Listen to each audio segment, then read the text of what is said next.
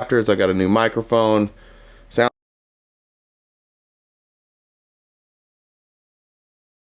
After I got a new microphone. Sound.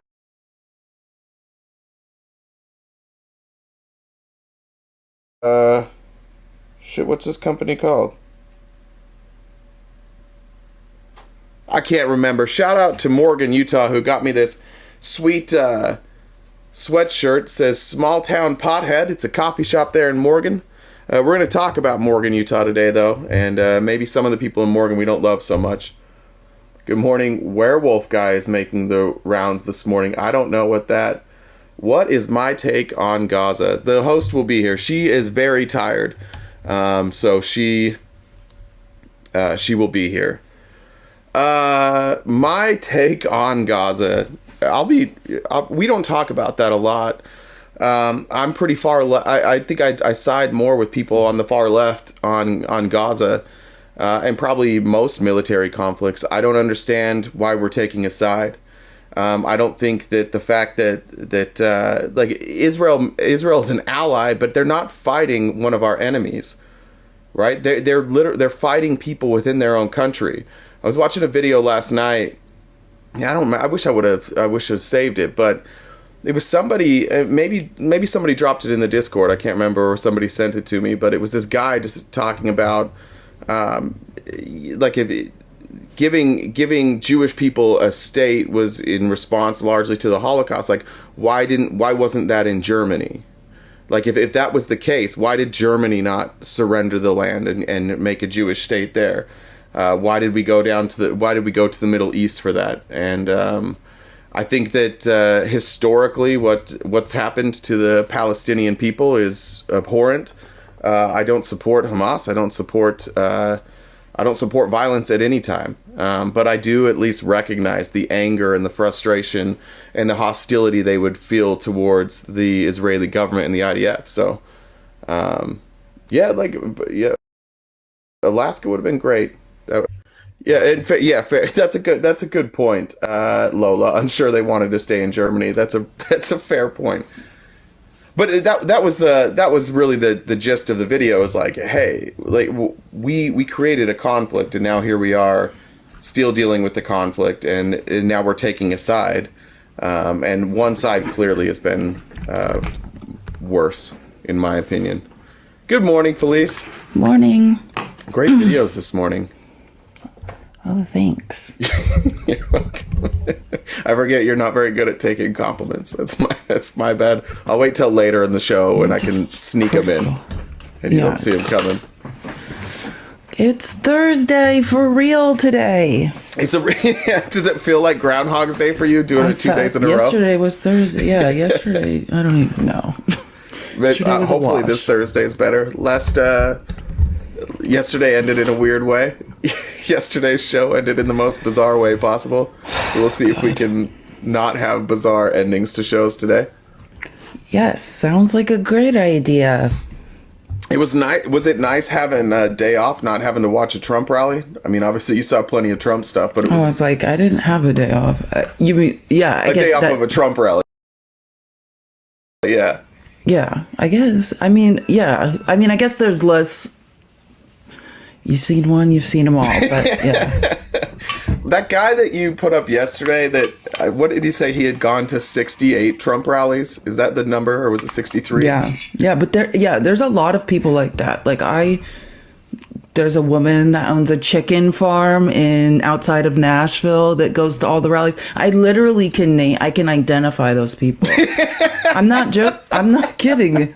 I'm not kidding. There are other people who can too. Like if you watch all those rallies, like you see them at the rally, or they purposely tried to get on like the camera before the rally. You know, like you see they dress insane on purpose. They say that, you know, because they know like, oh, I'll get on camera. Yeah, I started recognizing them like around the midterms. I'm like, I've seen this guy 27 times. The guy that you had said the guy you posted yesterday, I think I've seen him before, and I think there's other clips of him saying that Trump is the first rock star president. Like, I think he said that exact thing on camera before. Yeah, he's a very common one. He's one of the more sane ones. Yeah, but that's what I'm saying. That guy is on camera pre-Trump rally. He tries to be on the camera like every time. Speaking of being on camera every time, is that just what we're doing now? Like, is the Trump campaign decided that they're going to trot out Tim Scott every day? Is Tim Scott the new campaign spokesman? Tim Scott is out of his mind. I don't know what I don't know how he can even sleep at night, but like, okay, it was nice. Whatever you're doing.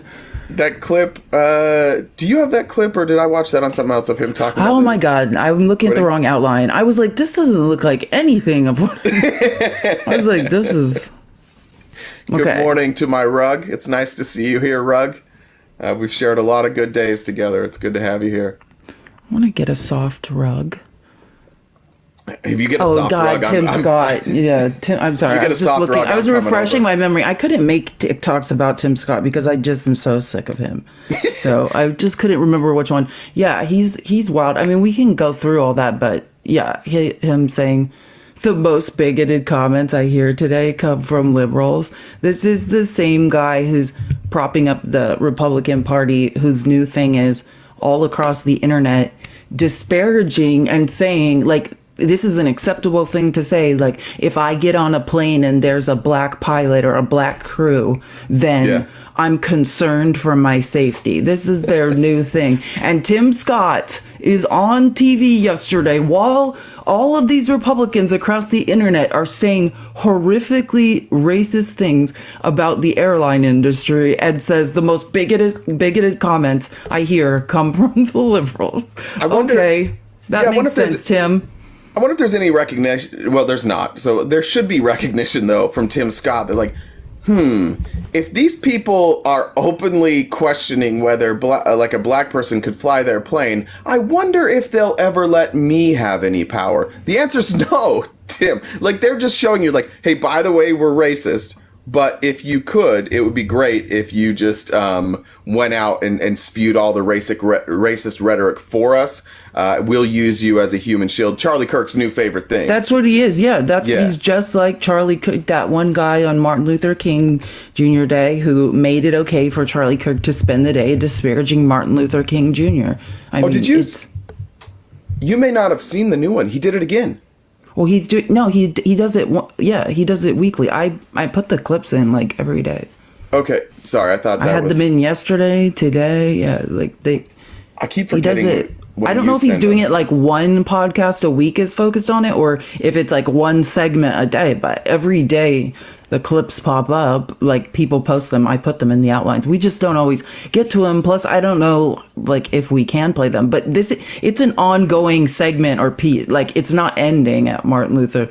He does it daily, or like I said, it's either once a week. There's like a large segment, or I'm not sure. But and he opens it the same way too. He opens it. Whoever the guest is, he's like, hey, here's a bunch of shit people were upset that I said about black people. What do you have to say? And then whoever his host is just going to like run cover for him. I'd say, do you want to know the truth, or do you want us to lie to you? It's like, you are lying. That's the crazy thing, is that you're lying. That's what you're doing right now. You're not telling the truth. You're lying. And it's baffling to me. I'm reading tweet after tweet after tweet this morning of Republicans just, oh my God, do they want a civil war? They're so excited for civil war. And I just like, I just want, I'm sad, I guess. That's where I'm at. I'm sad that there's this many people who are this misinformed, and legitimately truth has become lies. That the Republican Party seems to only accept things as truth if they're not true. If something is like universally true, that's the least likely thing that Republicans are going to believe. If it's mostly true, they'll believe the opposite side. Like they'll just, we talked about it yesterday, they'll take that 10%. And it's like a bizarre shift because it seems so willing. The internet is here. The internet is at your fingertips. Fact checking is this most simple thing in the world. And yet it seems that nobody is capable of doing it. Let me read you a response to something I got today that I just, sometimes I I hear things. I'm shocked that I hear like new stuff. But somebody tweeted at me today that Biden showered with his 14-year-old daughter, which of course we know. Oh my God, I'm so sick of that. Yeah, of course we know. Like, completely unverified. She denies it. Then he said that it got worse. Jill Biden was the Biden family's babysitter. He married her as soon as she turned 18. I'm like, I've never heard that. So I looked, and I just ran the year she got married and the year she was born. She was 26 when they got married, and she wasn't the babysitter. Of course none of it's true. He got 5 determinants and used his connections with his dad. He got 5 determinants and used his government connections from his dad to hound an innocent man for the deaths of his first wife and daughter. It's like, I don't remember Joe Biden's dad being somebody in the government. And I couldn't find, like, I don't know. And then I Googled that, and this entire thing, you want to know where the source was? Want to know where I found the source? I'll give you one guess on the website. Oh, it's a website? It's not on YouTube? Well, it's a website where most boomers spread their misinformation. Where? Facebook. Yeah, Facebook. Of course Facebook. Yeah, that's the original source. The original source for this guy is Facebook. And it's amazing how many things we get, and that's for a group of people who loves to talk about social media and censorship and people being misinformed. Like, there's never been a group more willingly misinformed by Facebook too. Like, that's Zuckerberg. Zuckerberg's out there getting you guys. He's letting that happen to you. Well, the thing is about this is it's just, if they cared at all, for me, this is personal because, just as someone who was a victim of SA as a child, if you cared about women who are SA'd or children who are SA'd, which we know at every turn you don't, because you disparage victims of SA, especially Trump's, and so we know it's not that. They don't care about women and children. And if they did, like, what did we hear? Oh, as soon as these court documents come out, whoever's in them, like, is going to be canceled. The Epstein stuff. Trump's all up in there. Horrible stuff. Just vile things being said about him. Not a word out of them. Not a word. So we know you don't care about women or children. So please stop. Please stop pretending. That Epstein thing went away quickly. Another thing they don't care about, and we'll go backwards on this, is they don't care about teachers. In fact, one of the new plays by Republicans, Trump started this, and now Tim Scott obviously parroting it, because Tim Scott is legitimately just a parrot. Teachers and teachers unions. That's who's a problem now. Ron DeSantis was saying that, but here's the quote from Tim Scott we were talking about last night. He's on, Laura Ingraham. She's got him up there, not fact checking a goddamn thing on the Ingraham angle. And here's the quote. The most bigoted comments I hear today come from the liberals. The racists that we should just turn our focus towards are teachers' unions who trap poor black kids in cities like Chicago out of their greatest future because they refuse to let them go to good schools. I can't imagine why the Democrats have not just said, "Dear people, I'm sorry, we resign, love DNC." Truly, that's the best thing they could do for the nation. And frankly, the most bigoted. Yeah, that's insane. That's a fucking insane thing to say.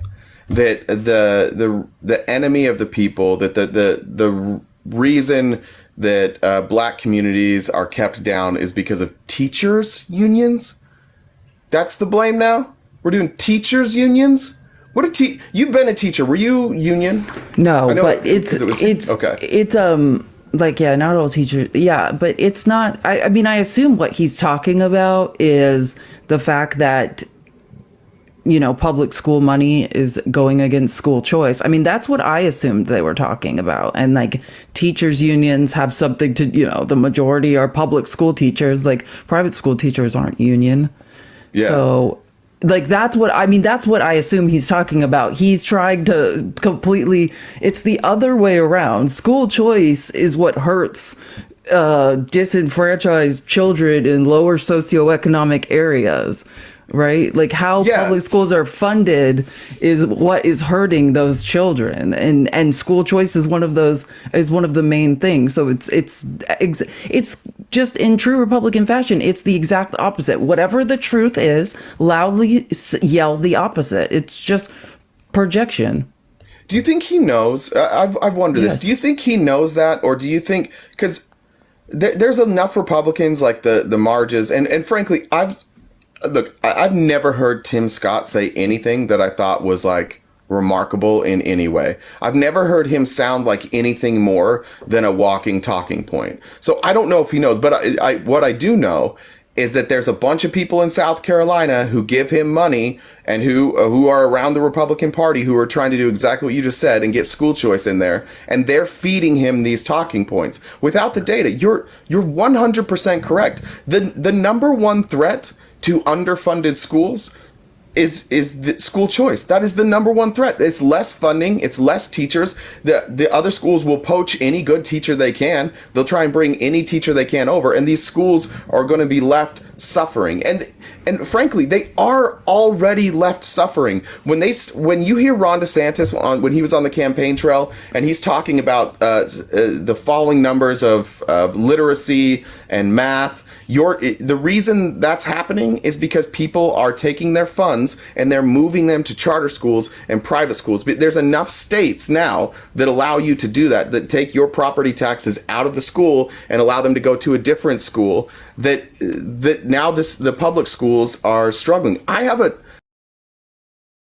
have this problem with my ex, like, not problem, but this discussion with my ex, because she wants our daughter eventually to go to this place called American Leadership Academy because their school is great. They're the ones I talked about yesterday where they're like covering up literally like assault and murder in this case.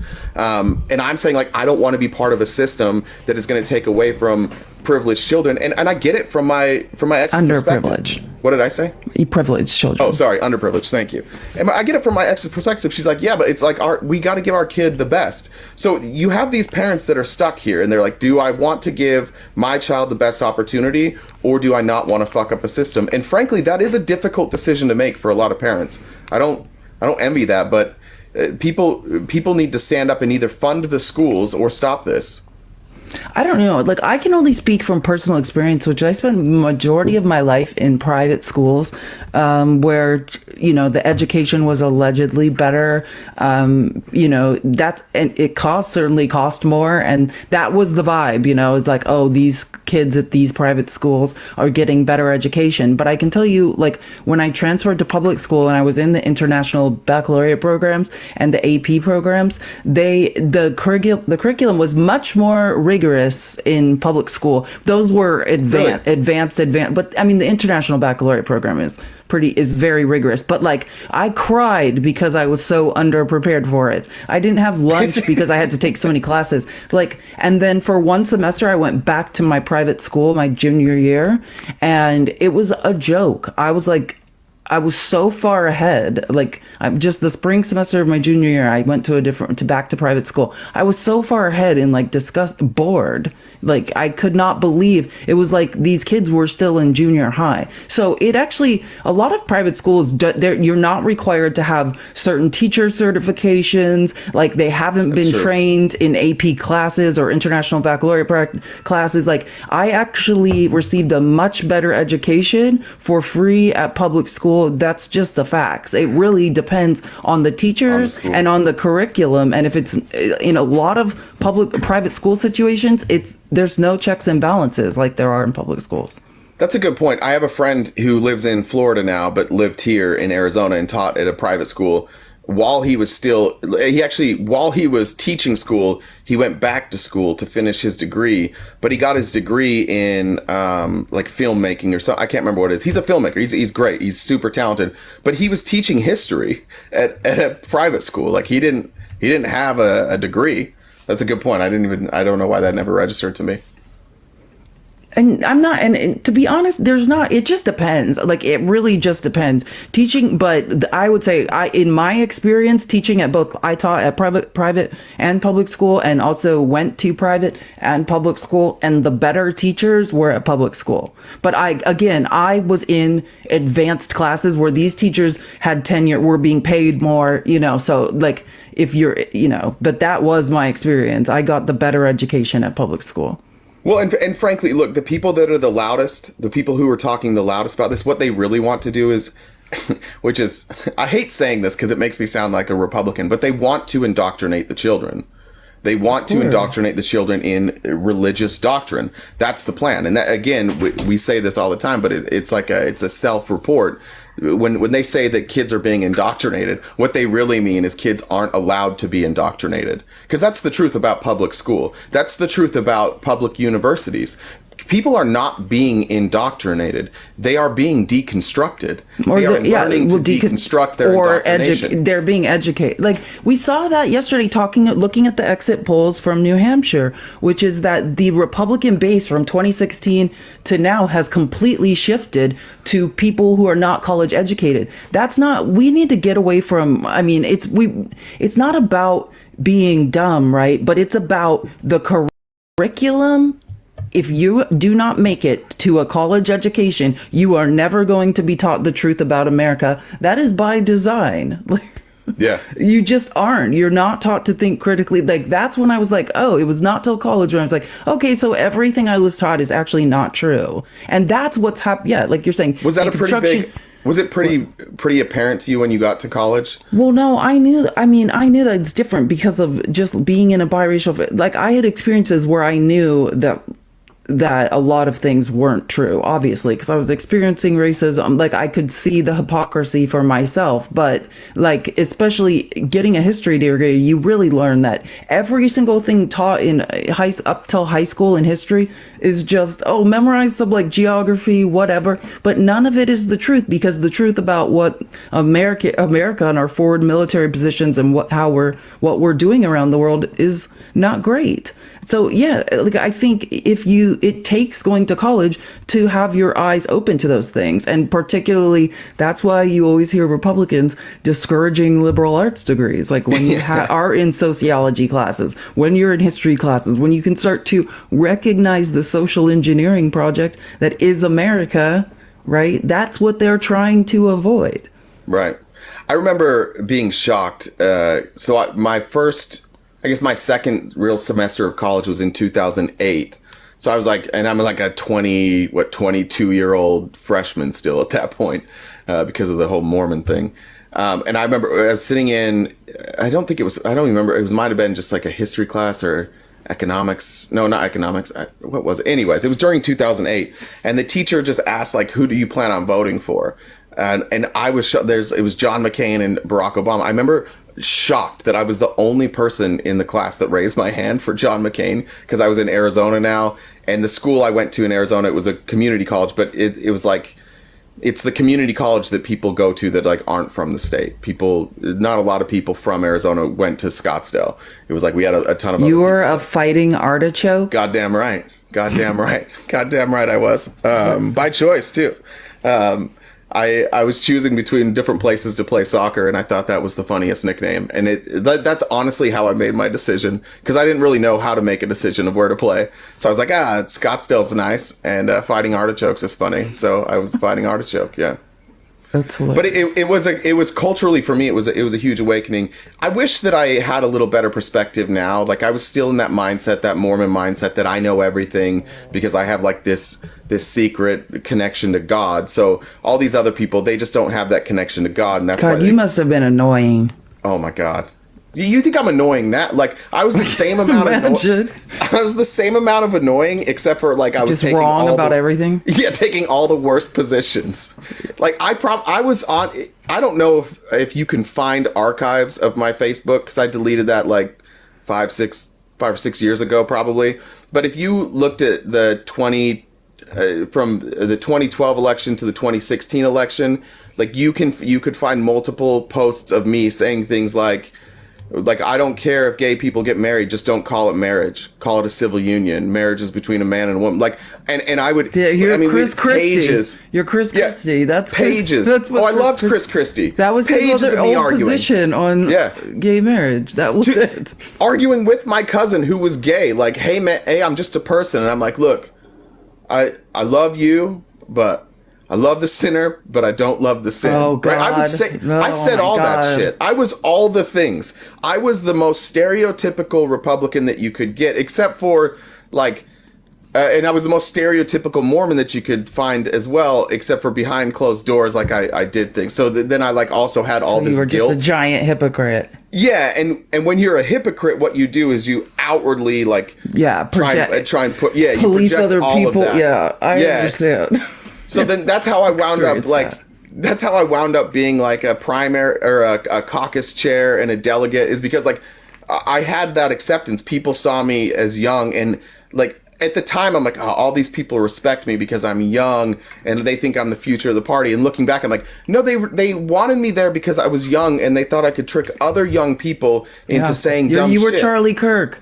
Yeah, 100%. Oh, you were if Charlie Turning Kirk. Point USA was around, I would have been. Yeah, you would have been their like killed it there. spokesperson. You were just a little before your time. You could have been running, Charlie. You could have been running the Turning Point USA campus. There is enormous privilege in being a white Mormon man living in Utah. And I like, you just, whatever comes in your head, whatever thought happens in your head, you're like, oh, that's right. It's just right. And you get to say it with so much confidence. And so many people believe you. They can't even really like fight against you either. Like, especially not a woman. Oh my God. Oh my God. That's my why I poor had such a hard time living in Idaho for 5 years. Cause like I could not. And I just, the looks they would give me, like I had friends that were more like returned missionaries or whatever. And they would just, they would go out one night and then feel really bad about it, and like they would give me these looks like, oh, she's so lost. You know what I mean? And I'm like, yeah, one of us is lost. Someone in this scenario is lost. Like, you're a 22-year-old who just married a 16-year-old and had her drop out of high school so she could make your lunches. This is a true story. Wait, no. Clifton, No. I'm talking to you. Yeah, this is a true story. Clifton is his name? Yeah, he returned missionary, brother His Clifton. name was Clifton? Yeah, he was a Good 22-year-old in my freshman like literature class when I was 18. He married a 16-year-old. Her parents had, from Ogden, Utah. Her parents had to sign a permission slip. She dropped out of high school to move to Idaho to make his lunches. I was like, why doesn't she go to school also? Yeah, high school would be good. Like why, and he's like, well, that's just, we're going to have children. I'm like, I hate these people. Get me out of here. Yeah. And then that guy and that girl went to church every Sunday around other adults who married other adults. And they just, because this is how it works in the Mormon church, you can't talk about that. You accept everybody. As long as somebody comes in the door, you accept them. Right. And so you just had to accept that you have like, some weird stuff going on. Yeah, you've got an actual predator there, and they're like, "It's so beautiful. How are you doing, honey? How's married life?" Well, I'm 16, so not great. It fucking sucks because I'm 16 years old. I'm still watching cartoons. Yeah, and he's a Have you checked on 22-year-old Clifton? freshman in college, like playing football. Just so like this double. And he's a football player. Yeah, he was a football player. Yeah, that's why we were in class together. So then he's also like. Yes, great. he was So he's unbelievably annoying. Like, I used to just scream at him in the weight room. Like, I had a deep-seated hate. I mean, he was ruining a child's life and future and was just like, this is God. God chose her for me. That was explanation.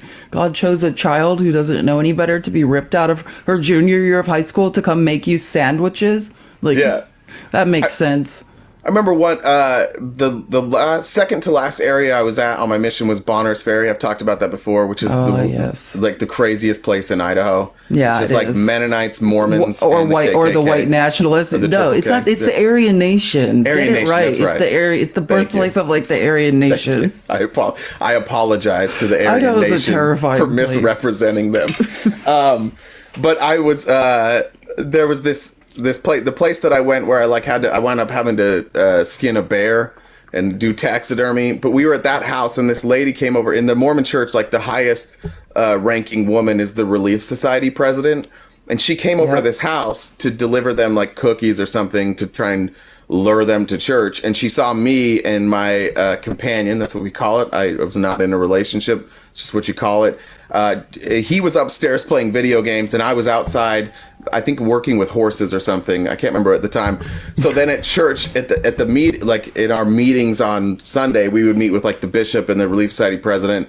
And she just stood up out of nowhere, and she's like, I just want to point out that these two elders are not taking their mission seriously. I have boys here. How could my boys possibly look up to people like this?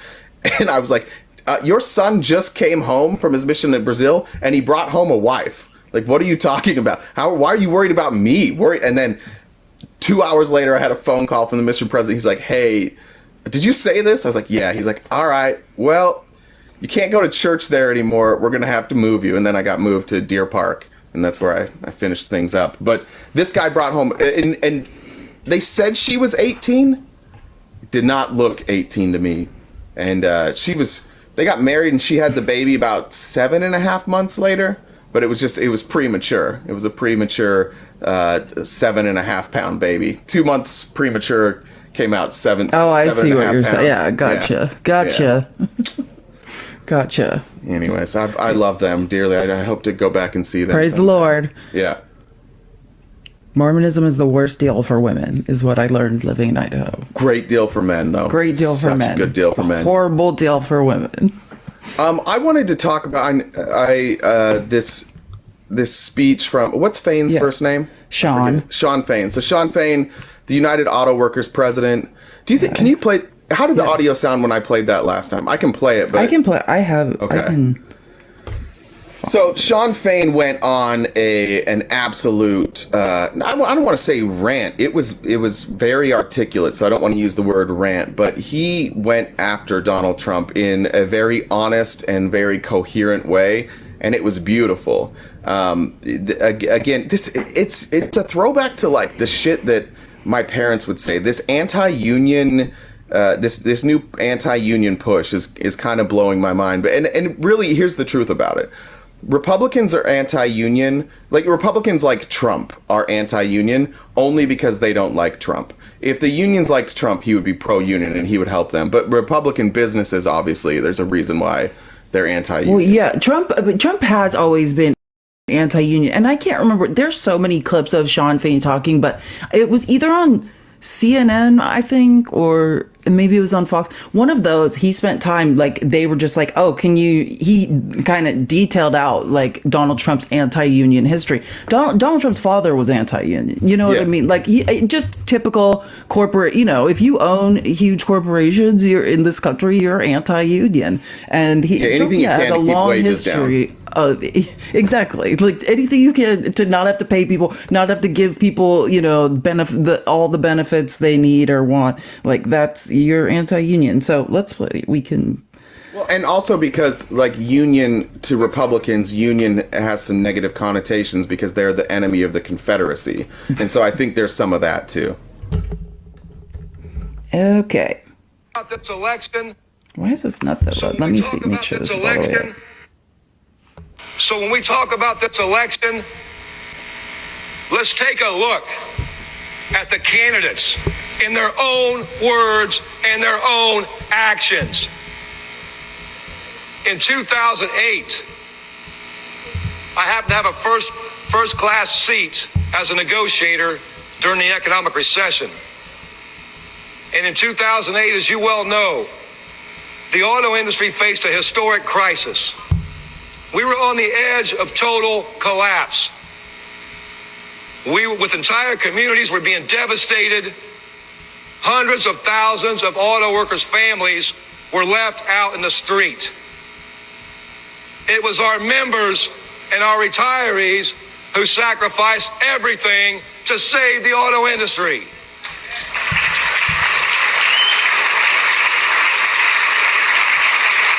Can you stop that for a second? Pause right there. I don't remember if he gets this, but essentially what they did is they negotiated a new deal as they got bailouts, and part of that deal was that the auto workers agreed. They're like, hey, we will push back the raises that we're supposed to get so that we can keep the company afloat. The company basically was saying, well, we can't afford to give you guys the types of raises that we promised you, so we need to hold off on those raises for a few years. And the workers took the hit. And then what this negotiation was about is like, hey, we took this hit and you never gave us our raises. So yeah. I mean, that moment, Donald Trump said, and I quote, I think that the unions are really, really hurting very badly what's going on with the auto industry. End of quote. Brilliant analysis. So good. Joe Biden, having helped save the auto industry, said the nation bet on the American auto workers and won.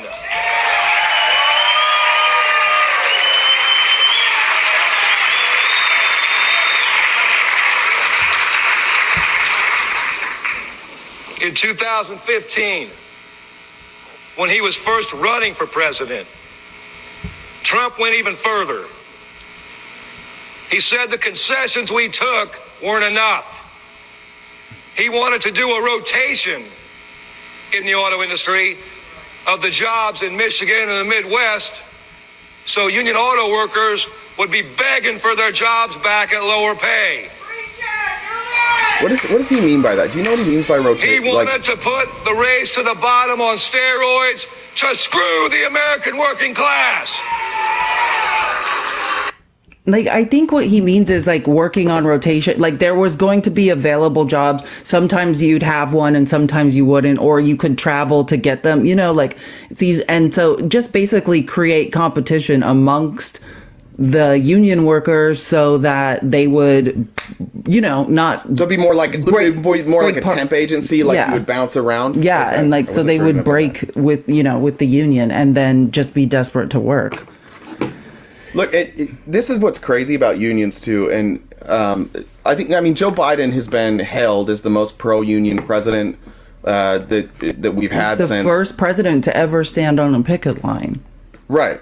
And yet at the same time, when you had the Postal Service switching their all their vehicles to electric vehicles, this went to South Carolina. I think it went to South Carolina, the jobs, to avoid union work. Like, even then, even as the most pro-union president, we still have a difficult time protecting workers. Yeah. Yeah, well, we talked about this before, like, but it's such a low bar. 6%, there's only 6% of the privatized workforce in this country, like, is part of a union. 6%, and they are intent. CEOs, corporations, billionaires are intent on stamping that number out to zero, right? Because unions represent such a threat. Any sort of organizing of workers in this country, they want to stop. Like, as someone who came from the tech industry, one of the major agreed upon things in the tech industry is to never let anyone unionize. Well, I wonder if that's the way forward. Maybe that's the way that the Democrat Party needs to go. That's the way that lefties need to go. Is we need to be more grassroots about unions. You see stuff come up like the Starbucks. It's fascinating. I love what the people at Starbucks did. And then you watch Starbucks try and quash it at Tesla. That type of movement across this country, like that may be the place that we need to go outside of just voting. Like, maybe that's the movement that needs to start, is that we start demanding unionization in every corporation. And I think that we should we should infiltrate those organizations. We should put people in those places where they go in and they raise chaos. There's no reason the Waltons should not be able to buy an NFL team cash and not hurt one bit. That shouldn't happen. You should not be allowed to do that. You should never have that much money, especially while you were subsidizing your employees with food stamps. You've been to a Walmart lately? Have you been to a Walmart lately? Yeah. Yeah, it's gross. Like, they become gross. They cut costs at every single corner just to maintain those massive margins so that they can pay out their shareholders. Let's see.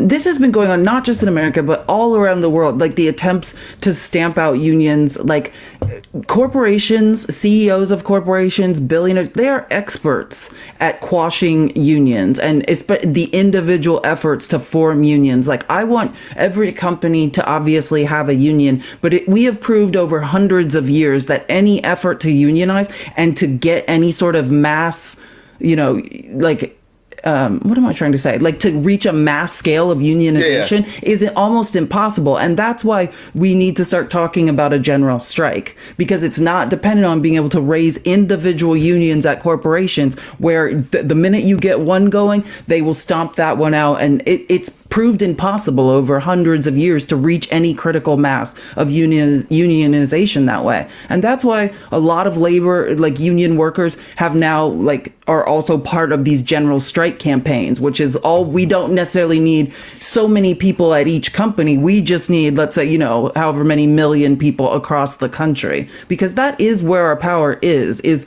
in banding together and stopping buying things, cutting out the consumerism and cutting out our labor. That is where our power lies in this country. Like, some would tell the Republicans, we can't fight off the American military, but we can stop buying things altogether and we can stop working. That is the only leverage we have. That's why I'm always saying we're all on the same team, whether you want to be or not. We're all on the same team.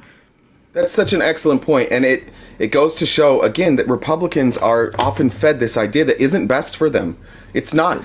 How is the party that, I drive down the road here in Arizona, obviously I'm in the East Valley where it's very conservative. The amount of fucking stickers I see that say "We the People," the amount of people that hashtag "We the People" on every single quote, this is "We the People." Right? It's "We the People" until it comes to being treated fairly at work, and then you're like, "We the subjects." That's who the Republicans are asking you to be. They are asking you to be subjects, and they're asking you to trust that the leaders know everything, and that if you just follow the leaders, I promise they'll take care of you. It doesn't work on any level. It's never worked, and it's getting worse. All metrics show it doesn't work. Reaganism didn't work. It's not even political, though. People, when given the choice, the everyday person is going to choose their best interests, right? So when you're a worker and you think that, well, if I strike, I'll lose my job, they build that fear into you. Or when the owners of the company say, if we unionize, all the jobs will be gone, they're striking that fear into you, because what the owner doesn't want to do, let's say that owner's making $500,000 a year, and unionizing will mean that the owner brings in $200,000 a year. Well, then the owner's going to say things like, oh, it's not worth it. Why would I even, I'll quit. Well, because they got used to that lifestyle. They get used to that lifestyle of working off the backs of the working class. You can live off $200,000 a year if you pay you pay your staff $80,000. Everybody wins there, but it's all fear tactics with Republicans all the time. It's always, we can't have change because everything will fall apart. David, they'll move to another country. Yeah, but David's been indoctrinated. That's the point. That's why the push of the Republican Party to keep everyone uneducated, to change the curriculum. I remember when I first started working in the tech industry, and I had a history degree at that point. I was well versed at the real American history and what we were up to, and still bought into this giant push in the tech industry. It's indoctrination. They're like, oh, you want a meritocracy, you're amazing at your job, Felice, the sky's the limit for you, but if if you unionized or whatever, it's just other people holding you back. I mean, the rhetoric, and the truth is, for me, if I am in a meritocracy, I will be on top, because that's just my experience. Things it's my experience working with you as well. So I will push it until I win. But that doesn't make any of it right. But I remember really going with that logic and hearing that same stuff you're talking about. Oh, if there's a union, we can't pay everyone as much. It doesn't make any sense. You're a star employee and you get paid this much. But if there's a union and we have to pay everyone more, then you would get less. I mean, the amount of psychology they use to convince you that any sort of workers grouping together is bad for you. And I knew better and still listened to that. Well, and the meritocracy, when people say that, when you're talking about the business world, what you're talking about is who brings the most revenue. Right? Yeah. It's not actually what's most important. You look at Apple, you look at Tesla, you look at SpaceX, you look at Google, you look at Facebook. Are the most valuable people the sales reps for the company to exist? No. What are they most valuable for? They're most valuable for the owners. They bring in more revenue, right? But the revenue itself isn't what is keeping the business model afloat. Every one of these companies started as a tech idea, and the reason that the idea took off is because people liked the tech. And then what happens is you get a bunch of investors come and be like, hey, this great company that you've created, this company where everybody loves the tech, we could make it more profitable. But it never gets better. Facebook didn't get better when they brought in advertising. Twitter isn't better now that you have ads in the comments disguised not as ads. TikTok didn't get better when you brought ads, when you're scrolling through and like every, sixth video, fifth video is an ad. None of these products actually get better. So what is the meritocracy? The meritocracy is how can you make more money for people who don't actually work at the company? How can you make more money for investors? And that creates this hollow shell of an economy that doesn't make any fucking sense. Like sales makes no sense. I've been in sales my whole life. I fucking hate sales. And the reason I do, honest to God, like we may never make much money doing this. And I'll tell you, we don't make a lot of money doing this. And and this is the hardest that I've worked on a business. Like I'm working my ass off on this. I literally show up, I do this, I go, I spend the time I need as a parent, and then I'm back just watching shit. Like I haven't watched a basketball game in months. It's what I used to do. I don't golf. I don't leave my house. I work on this every single day, and I get outworked every day by Felice. By the way, Felice it blows me out of the water every single day. But when I think about on the tough days, on the days like yesterday when like weird shit happens, I'm like, man, do I really want to fucking do this? All I have to do is go on Indeed and be like, here's a sales job. And I'm not doing that. Sorry. Like, I would rather be broke and do this than go back into sales. It's such a disgusting business. It's such a disgusting place to be. I hated it because all you're doing is you sell your soul, and your entire objective is to obscure from the customer all the things that don't make sense and just get them to focus on the things that do make sense. I hate it. I absolutely hate that. But those are the highest paid people in our economy, and we're saying that this is a meritocracy. It's not. They are not the most important people in our economy. We now have athletes who are billionaires. Billionaires with a B. We know who has power. Money is power. You think, is LeBron James the person we want making decisions around here? Do we want that generational wealth passed down from LeBron James? LeBron James is a bad example. He's actually quite intelligent. No, LeBron James is intelligent. He has a high IQ. I'm watching him. Like he reminds me of a statistics class. Like when I first took statistics, the way he breaks down stat sheets, he is quite intelligent. He's intelligent in ways, but he's also now at the point where LeBron James thinks when he says something because he's successful that it's right, and he's gotten lazy too. There's clip after clip of LeBron James lying, like just stuff that if you go on Reddit, I can't remember the thread, but it's like basically stuff LeBron James pretends he predicted, or like there's the pictures of like he's always reading the first page of a book for some reason. He went through this whole stretch where every day he walked, or every game he'd show up with a book, and then people sometimes asked him about the book and he couldn't tell you what was in the book. Like I'm just saying, like I think when you get to that point, I don't think LeBron James is really focused on learning anymore. But that's not really the point. The point is like, are those the people we should elevate? Should we elevate people just because they're popular and they're in the limelight? I don't have a problem with athletes making money, but the imbalance now. Well, I mean, LeBron James is more intelligent than Elon Musk. Like, I don't know what you mean by that. Like, it's. No, I agree with that. I do think he's more intelligent, and I don't think and like just to scare, like not to scare everyone, but like it's a well-known thing. Like in the tech industry, I don't even want to. I'm not going to say anything about what. I'm actually not going to talk about this out loud. But like Peter Thiel, Elon Musk is terrified of him and thinks he's a sociopath. Like this is like it's a sliding scale of like, but. Should any of these people be in charge? What gives them, just having capital, right? Yeah, like, I think having capital makes gives you some sort of like relevancy, right? Like the most intelligent people in this country, if it doesn't come alongside capital or success, it largely goes unnoticed, right? Yeah, that was the theme. I wasn't trying to just single out LeBron James. I was just pointing out that like the people that we elevate, and I thought that was an obvious one. But you're right. I mean, I also agree. I think LeBron James is much smarter than Elon Musk.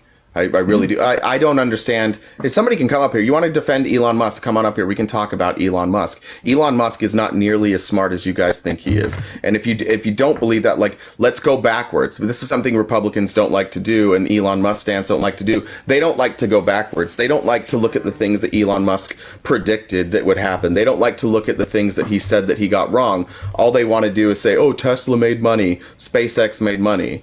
Largely, if Elon Musk had been a better owner, a better CEO, those companies would have done better. Like, you can go through all of those companies. Tesla and SpaceX are subsidized by the U.S. government. They exist at the leisure of the U.S. government, though. Like, Solar City is one as well, which he also, Well, it's gone now. Yeah, I was going to say, which he ran into the ground. Like, this is a man, even on government welfare, whose businesses are succeeding. He's somebody who inherited capital and then bought other people's ideas. Like, he's not. That's in the tech industry. I mean, that's the problem with Elon, is like, he's not a programmer. He doesn't code. He's not, you know what I mean? So like, that is a sensitive area for him, because that's like the argument that a lot of people make is anybody in the tech industry can show up with capital and buy other people's ideas. But, in the tech industry, the CEOs who are most respected are the ones who write code and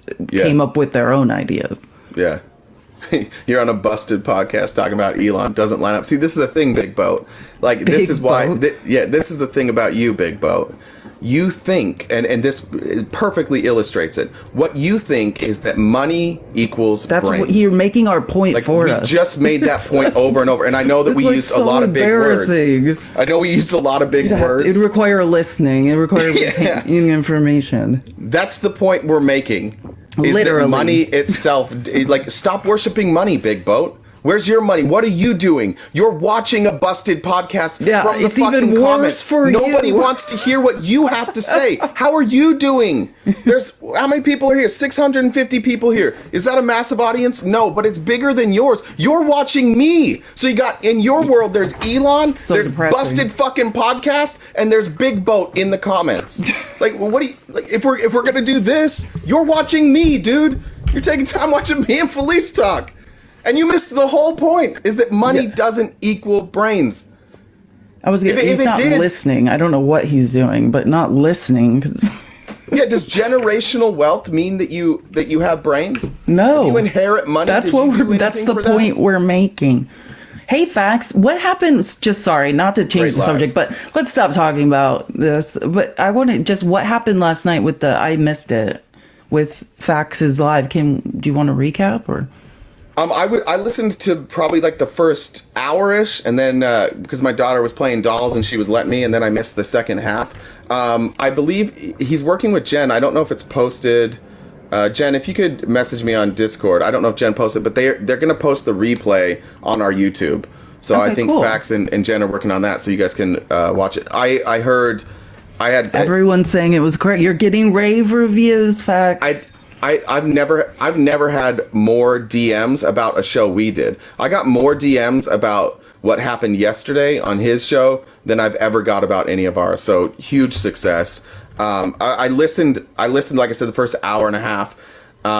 Fax did his homework. The structure was really good. He allowed the conversation or the guest to speak, but he directed it really, really nicely. Chelsea did a great job too. It was a really, really well run event, and I hope that everybody saw it. If you don't, though, like I said, we're working with Fax. We'll get it up on the YouTube. But great event. Awesome. I had to sleep. Yeah, I picked the wrong time to finally sleep. The thing about working with you sometimes is like I make people mad regularly, and so I'm like. Sometimes I'll just check in to make sure I didn't make you mad, because I do that. And then when you're asleep for a couple hours, I'm like, oh no, I really stepped into this time. I feel the same thing about you sometimes. Like when we don't talk, I'm like, oh God, like maybe we're not friends anymore. Who knows? Like we're just insecure. Next time we speak, I'm gonna get screamed at. Yeah, it's just insecurity. I want to play. Get screamed at. Who are you making? No, that's my own. Like, okay, that's my own. You know what I mean? Not screamed at, but like we've only yelled at each other like once or 5 times. Like, but I didn't mean that. But you know what I'm saying? It's like your own paranoia. I think that was instilled in me and my mother. Like, I need constant communication sometimes, or I think I'm in trouble. You know, like I was always in trouble for something I didn't actually do. So I'm always like thinking in my head, like overthinking. I understand what you mean. Okay, we're on the same page. We just always worry about offending people. Felice just spoke directly to my inner child. That's what Jay says. It's so true. Yeah. My mother was a screamer. Oh my God, you should meet my mom. I put her up against anybody for aggression. Like, you just never.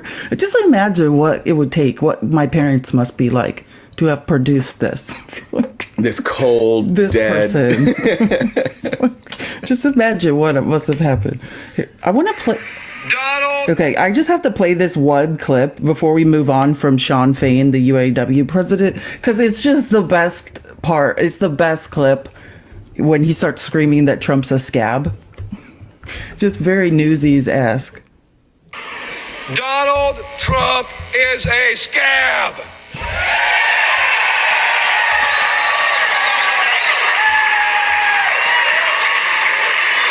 What do we do with scabs? Donald Trump is a billionaire, and that's who he represents.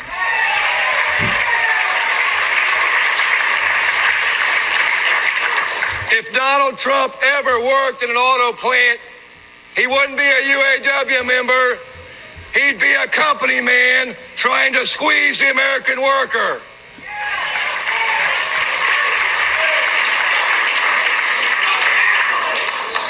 Donald Trump stands against everything we stand for as a union, as a society. When you go back to our core issues, wages, retirement, health care, and our time, that's what this election's about.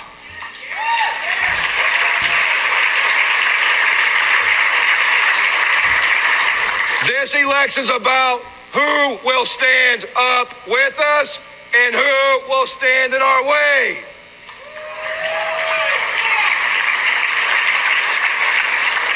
Those are the questions that will win or lose this election and will decide our fate. Those are the questions that will determine the future of our country and the fate of the working class. Can we elect Sean Fain? I love that guy. He's such a great speaker. Can we also elect the chat? Because I asked the chat, what do we do with scabs? Do you see how many soak them? When I was listening to this speech yesterday, I was like, oh my God, this does just make me want to go on a strike. Pulitzer and Hearst, Next time UAW strikes, I think I've got to just go be on the picket line. I'm going. These people are awesome. Sean Fain's awesome. He's like the team. It's like I wish he would go to Congress and try to fight Mark Wayne Mullen. He beat the shit out of him. Yeah, Mark Wayne, 5'7" MMA fighter. Yeah, fake MMA fighter. Faith sent this in the Discord. I had missed this somehow. You probably got this, and I missed it. A judge is approving a class action settlement with Walmart that claims to be worth $45 million. The allegation is that Walmart falsely inflates product weight, mislabels the weight of bagged produce, overcharges on sold by weight clearance products, and overcharges on sold by weight seafood products. The suit took aim at Walmart's claim that a cornerstone of our business is our commitment to price leadership. But it looks like $45 million, which is a drop in the bucket to Walmart. I was going to say, that is $0, and that's already baked into their breakage. But, like, yeah, like, we should highlight these things for sure. Like, we could spend a whole, like, if I had a whole other life to live that I could just attack corporations and, like, highlight class action lawsuits. And that's the problem with class action lawsuits is, like, they're pittance for these corporations. It's so upsetting. Like, Apple just got a big one for, like, whatever they've been doing. I can't remember what it's about now. I can't remember if it's the accessories one where they're making everyone, making everyone's accessories not work every so often. I can't remember. But I was doing the math of, like, how many plaintiffs there were in it. And, like, they slowed down when they'd have a new release of the iPhone, they'd slow down the old one? Yeah, or something, or like something with the memory, yeah, or something like that. But then it's like when you do the math of like how many plaintiffs and like it's like, God, there's no justice. But it's a necessary industry. The only people that make money in class action lawsuits are the law firm. That 100% where I was just going to go, because they'll usually get like 8 to 12% on that.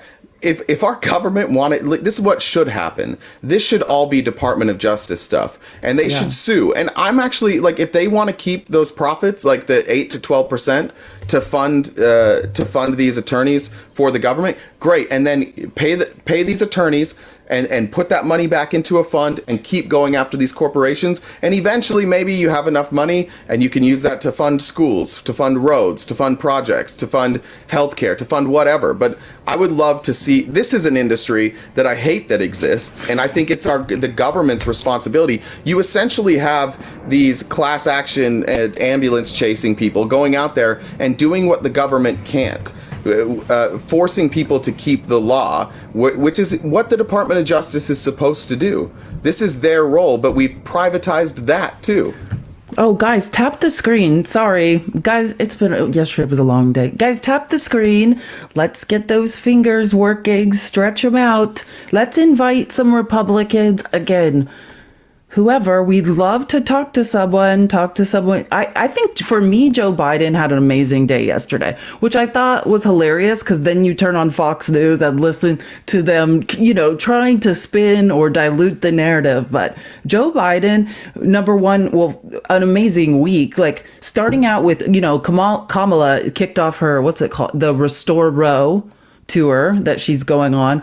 And then Joe joined her in Virginia, and they brought the House down there, which is amazing. Then we saw him yesterday with UAW and Sean Fade just bringing the House down. And this is the point, MAGA, what you have to understand about Donald Trump. Sean Fain said it. He is a billionaire, and it's really not about how much money we think he has in the bank. It is hundreds of millions, and he is a Nepo baby. This is a guy who he hangs out with other billionaires and is protecting their interests. He said, at his special club, what is it? What number president was he? He calls it, what number president is Donald Trump? 47. Yeah, it's called Club 47, where his where the rich donors are, the high rollers, the ones that. Is it the new one? I thought it was named after 47. Is it 45? Club 45, whatever he was. Agenda 47, Club 45. Yeah, Club 45. Yeah, so that's what it is. So, yeah, those are his, high roller donors that give millions. And he said to them he intends on cutting more taxes for billionaires, more taxes for corporations. Donald Trump has actively working against unions. He said that the UAW workers were betraying the auto industry by trying to get a living wage and benefits. This is wild. This is our future. He's trying to stomp out the last of the unions in this country. Just that statement, the workers are betraying the industry. Are you joking? Yeah. Okay. Well, if the industry doesn't work for the workers, why would they not betray it? If the industry isn't working, they should stand up. It's it just goes to show, Donald Trump thinks that everybody should just be subservient all the time. The industry is more important. And for a guy who wants to preach subservience, he will not be subservient to anything, not the law, not the Constitution, nothing. He will not be subservient, and he demands that the people that follow him not be subservient to those same laws and that same Constitution. Yeah, I mean, this is wild. If we can't protect American workers, middle class workers, what are we doing here? Donald Trump he wants to save you guys, unless it has to do with making a living wage. We shall see. I got somebody said that my mic is popping a lot. I just unplugged it and plugged it back in. Guys, be vigilant for me. I'm watching the Discord, but if my mic is popping, let me know. I know that momentarily I can unplug it and plug it back in and it stops popping. So if you guys hear that, let me know. One thing I did find out, if you guys are listening on headphones, you'll notice I have one headphone in. I also hear the pop, but only in my right headphone. It doesn't come out of my left. So there's something weird with my mic. I don't know why, but so if you're listening on headphones and it's on the left, or take out the right and let me know. I don't hear any of the popping, so I don't know what that means for me. Possible deafness in 1 year is what I might just be losing it. I just diagnosed myself with. So yeah, that's concerning. So what did the chat say that David is in his live right now, talking about banning gender affirming care completely, like. Oh, David really is like, he's being dragged backwards in time. He's what do you call? He's regressing. He's like Benjamin Buttoning. He's Benjamin Buttoning. He's going to be a baby. How many times do we have to talk about this? But as the cult starts like being exposed, you see this. It condenses, and some of the numbers we looked at with the Kayleigh McEnany brought up. But by the way, Kayleigh McEnany now. She is Kayleigh McEnany, persona non grata in the GOP. Trump's press secretary is not press secretary enough for Donald Trump. Like, simply because she read exit polls out loud. I think. Yeah. Yeah, she said the truth. God forbid you read Fox's own exit polls, by June. Like, these are their exit polls. And that's data, they give to their hosts to be like, oh, here's some data you could use in your show. So she used it up. Now she's canceled for just simply saying the truth. She just read data. Yeah. Add data to the list of things that Republicans fucking hate. Oh, that's a crime. Oh, I have it. So this is what she said that started. And then I think I have also hold on. In the 2015, here's why I say this. This was actually a fairly good night for Joe Biden. When you look at our voter analysis, only 10% said, I would not vote for Joe Biden if he's the nominee. He won a plurality of voters who said he was too old. He won a majority of voters who are upset about the Gaza war. So the divides in the Democrat Party, and this is a small sample size, but perhaps aren't as stark as one would think. But when you look at the Republican Party, 7 in 10 Nikki Haley voters said, I would not vote for Trump. There was a Des Moines Register poll, 43% said, no, I wouldn't vote for Trump. If I'm Trump, I sit back and I exclusively focus on the general election. I take the posture of a presumptive nominee. I focus on number one, uniting the party, and number two, winning the independents, which Nikki Haley won 55 to 39%. That's what I would do. Nikki Haley, the closest margin is 30% in the states ahead. For all intents and purposes, he's the presumptive nominee. And it's so interesting because, first of all, that was one of the first intelligent things I've ever heard Kayleigh. I don't actually think Kayleigh McEnany I don't think she's not smart. I don't think she's dumb. But I think that being a woman in political commentating on the right, you're almost supposed to dumb yourself down. You know what I mean? You're there. You have the look, the blonde hair, it's about the look, and it's about kind of doing the feel good pieces, but you never say the real truth, right? Kayleigh McEnany we saw it with Harrison Faulkner defending Trump. So she did it. I put another clip at the bottom of the outline because I was like, maybe she was having a weird day. No, she was doing it again yesterday too. Refuses to let anyone say anything bad about Trump. All Kayleigh did was take some data, analyze it, and say, this is what Trump should focus on now, for the general, and make a very intelligent analysis, might I add. She becomes the second woman on Fox to say anything true. Thank God. Poor Jessica Tarlov is just... I don't know how she goes to work every day, sits in there just with Judge Jeanine and Greg Gutfeld and Jesse Waters. I don't know how she's doing it, but these are Fox's own exit polls. And that is why Trump is so rattled and is so insecure and freaking out on Nikki Haley, because the reason that Nikki Haley's donors, did you see yesterday, Donald Trump's threatening, now not just extorting Nikki Haley and saying he's going to get her investigated if she doesn't drop out, but now he's extorting the donors and saying, he said yesterday, if people give her $1 more, they're out. He will never hear them again. They're out of his. Finally drain the swamp, dude. It's great. Here, do this. I think I can find drain the Republican swamp. We're down. Go for it. Well, put everybody's laundry on full display. We're good with it. Well, here's what he said about Kayleigh McEnany, first of all. So after she just correctly analyzed data and said that, I never finished my thought. So that's what I was going to say. The reason he's so mad about Kayleigh and so mad about Nikki staying in the race is all the data is showing is Trump can't win the general. That's what this data is showing. It's not like, okay, well, there's another Republican, and when that Republican drops out, these votes are going to Trump.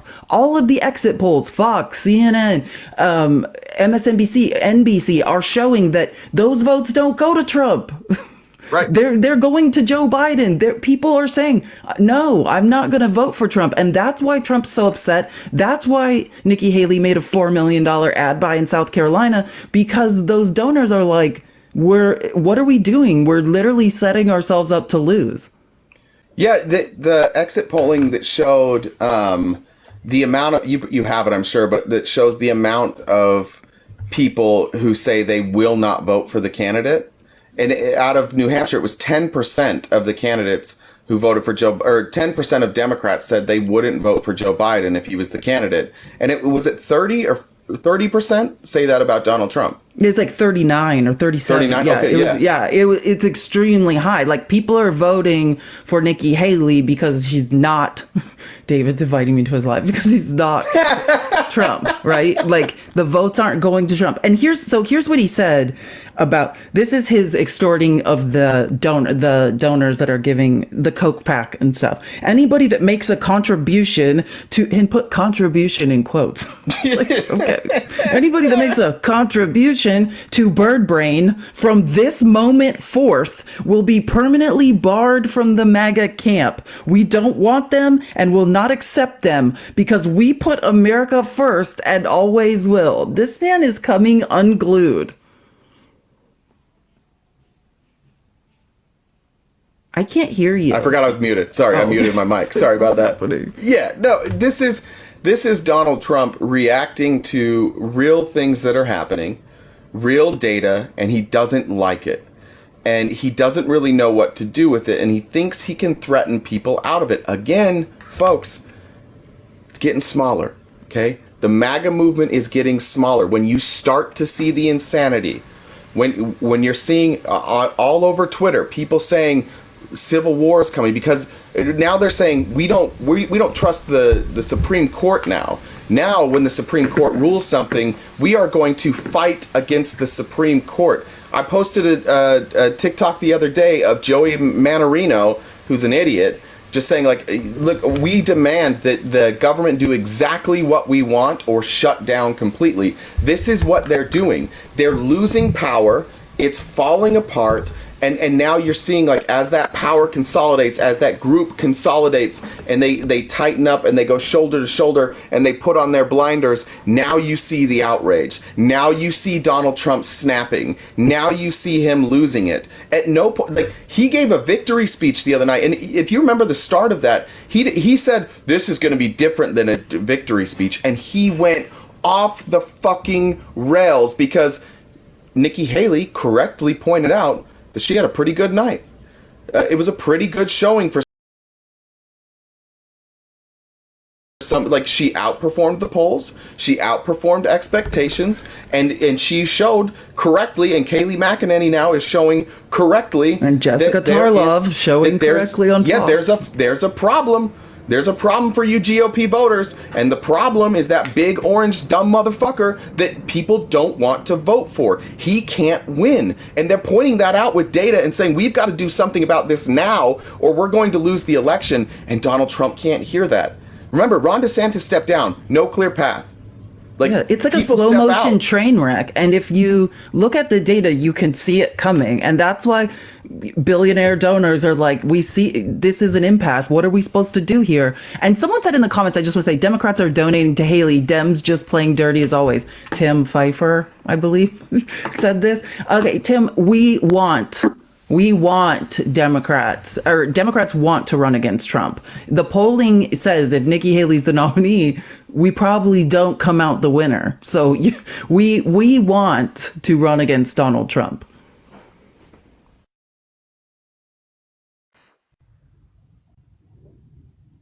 What did he say?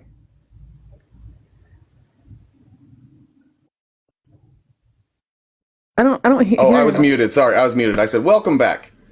Hey guys, yeah, thank you for covering this. Have y'all seen? So as you know, I'm born and raised in South Carolina, which was Haley's state, right?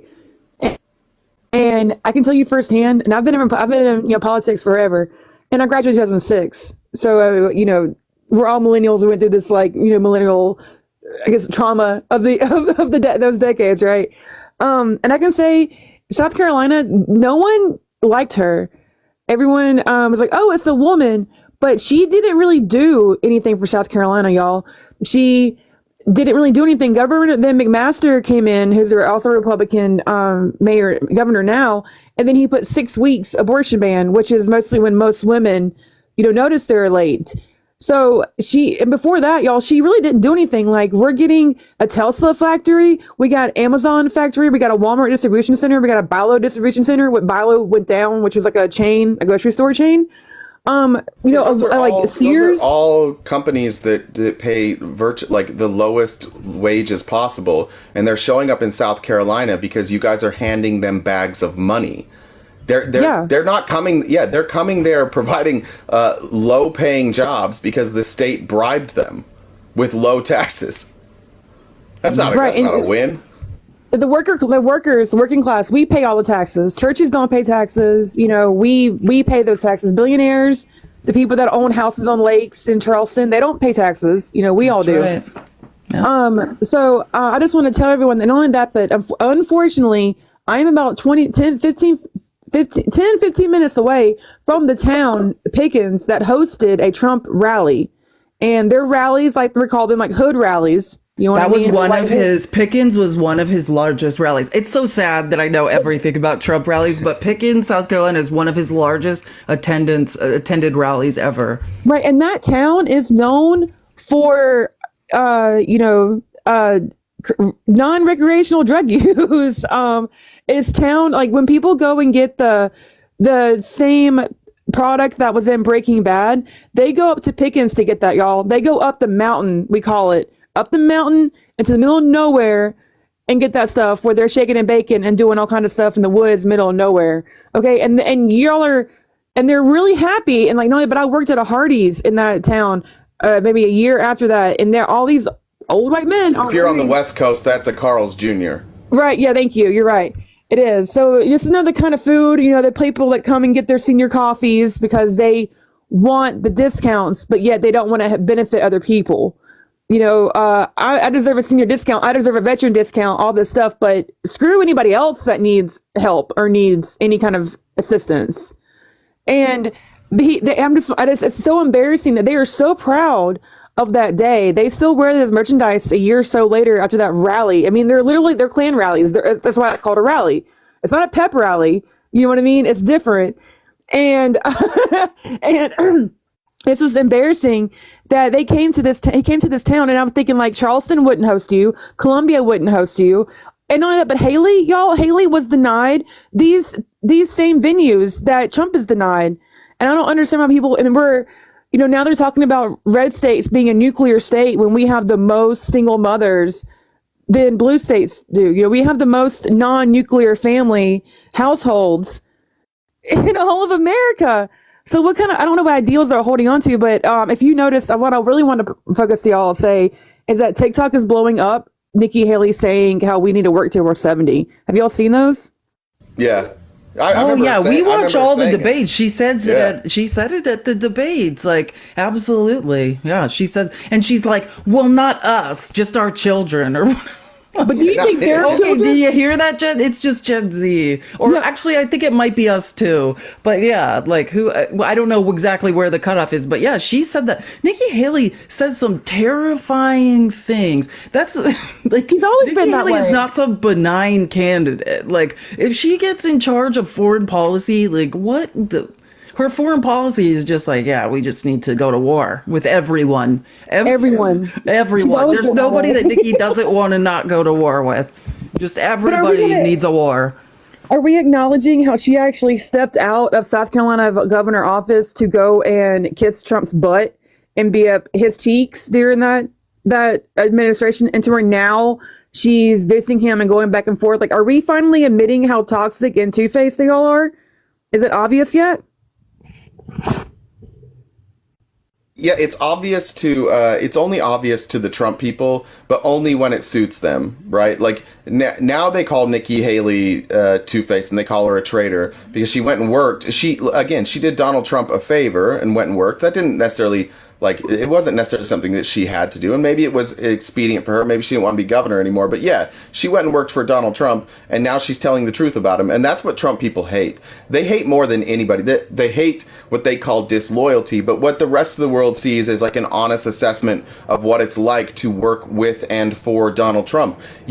How many more people that work directly for him have to come out and tell us exactly what it was like? That it was like working for a child who had constant temper tantrums before we believe them. But the MAGA folks are just like, no, again, the blinders are on. We don't believe that. He doesn't throw temper tantrums even though we see him on stage. It was you. You're just jealous. You're just mad that you didn't get the power that you want, and so now we hate you and you're a rhino. That's just how they operate. Yeah, and did y'all see the video of her changing her Indian heritage name? Or maybe she's Pakistani. I'm not sure her heritage, but she changed. I mean, and that was actually She's a known Indian. fact. She's Indian, I believe. Yeah, Her name is and that was a known fact in South Carolina. And is it? Yeah, thank you. You're right. But yeah, I've lived in South Carolina. Look, I'm tired of people ripping Nikki Haley for that. Guys, tap the screen. What that was Nikki Haley recognizing that people around her were racist and just doing what she could to not be called by that name. Like, she, again, like, that was a survival tactic by her. For people to criticize that now, that somebody was trying to survive by changing their name, I don't, like, if I had a name that people attacked me for, I would change my name. What's wrong with that? I mean, they made an episode. You're discriminating. I mean, sociological studies have been done. You're less likely to get hired if you have a foreign sounding name. Like, if you work in sales, a lot of salespeople will change their name or shorten it to an American sounding one because you will do less business if you have an un-American sounding name. I mean, yeah, like, that is a survival tactic. As a biracial person, like, I didn't like, I was the same way. Like, that's something you realize as a biracial person or multiracial person. Like, I'm being treated differently, and at first you just want to assimilate, right? Like, hyper assimilate. Like, okay, I don't want to be constantly singled out. I don't want to be othered. How can I try to fit in here? And I imagine, I grew up in Phoenix, a place of much more diversity than she experienced in a small town in South Carolina. So I can't imagine what she faced. And yeah, like, it's a psychological mind F growing up like that. But it's not. Isn't Trump? Isn't it like from like drum for, like, it's a different word. They changed it to Trump. By the way, my last name, if you go back with my last name, like, my last name only goes back 2 generations. And the reason it only goes back 2 generations is because in Utah, the people that were coming from Scandinavia, like, they often were seen a certain way. And so they were seen as better, but there were certain other areas that people come from. I always thought I was like 100%, like, my family was Scandinavian, but because my last name is Scandinavian, but it turns out that my family came from places like Germany, and southern Italy and England, and like poor places in England. So when they came to America in order to get better jobs in Utah with the pioneers, they changed their last name to a Scandinavian last name. It was white supremacy, right? And that was the Aryan race. So my name only goes back like 2 generations because they changed their very like British name, and for whatever reason it was a place in Britain that people thought was poor and uneducated, and they changed it to Scandinavian. So that my name only goes back 2 generations. And again, I applaud the people who don't change their name and stand up against the system and say, no, like, I'm going to be proud of my name. I'm not going to change. I'm not going to cave to the racists. But I also have sympathy and empathy for the people who do, I guess not empathy, sympathy for those who change their name because they're tired of being picked on. This is a bizarre thing for Republicans to attack Nikki Haley on when they're also trying to say, like, racism doesn't exist. And she's saying basically racism doesn't exist. Yeah, racism doesn't exist, but I had to change my name. Racism doesn't exist, but I had to change my name so I would not be discriminated against in America. Like, which one is it, Nikki? Make it make sense. It makes no sense. Oh, guys, tap the screen. Let's get to 120K. We're gonna keep going through the stories. Anything else you wanted to add before I let you go? Yes, thank you for bringing that up. Sure. We actually have, even though the United States is supposed to be a melting pot of all And that's we don't even have a English isn't even our designated like main language. Like we acknowledge we have different speaking. We're the only thing that I guess that's the majority would be we're supposed to be all Christian, alleged supposedly. You know what I mean? Even though you're a melting pot of different places. And you're right. The Ellis Island did change change things and change names, but she chose to whitewash herself for Republican politicians because when you're down here in South Carolina, we have minorities running businesses. We have they're all over the place, and there's not as much racism until you get to places like Pickens, until you get to certain places or like I guess the rich parts, because then like the poor places we acknowledge like we're all poor. I don't care what your skin looks like. So she very much actively took it upon herself to do that for so-called Christian politicians, Christian Republican politicians. And just thank you for bringing that up. And yeah, I hope this year is gonna be really stressful, y'all. I have no idea what's gonna happen. But if Trump wins again, I'm pretty sure I'm gonna join in the riot because the electoral college really needs to get taken down. I'm so sick of the popular vote getting ignored. Like, why do we vote then? You know what I mean? I love it. Well, keep fighting. Good luck to you in South Carolina. If you need a place to go, let our Discord know. They can maybe recommend a state that's a little more friendly to your views. Thanks, man. I need it, maybe, man. You're right. I'm a pizza maker. I can work anywhere. Hey, okay, come bye, to Phoenix. guys. If your pizza's any good, come to Phoenix. It is. We'll talk about it later. All right, we'll see you. Bye. All right. I like her. Yeah, look. I don't envy the people that live in deep red states that are liberal. As somebody, I can definitely. Well, it's a sign that just assimilation is necessary in this country in order to sort of fit in, right? Like she changed her religion to Christianity. She changed her name to be more American sounding. Like it's sad. It's sad that we are not able to accept people. We're a nation of immigrants, but you need to look a certain way. You need to be a certain religion. Like it's sad. Well, and the thing about Nikki Haley is like she's experienced some of those. Obviously, from what she says, she's experienced that racism.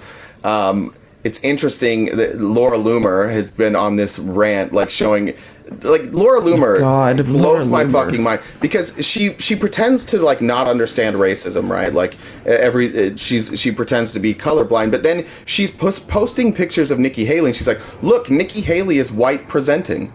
It's like, wait, hold on. So now you understand like the nuances of racism, and now you're making argumentation saying, oh, well, she's not a real brown person. She's white presenting, and she also makes up some wild claims.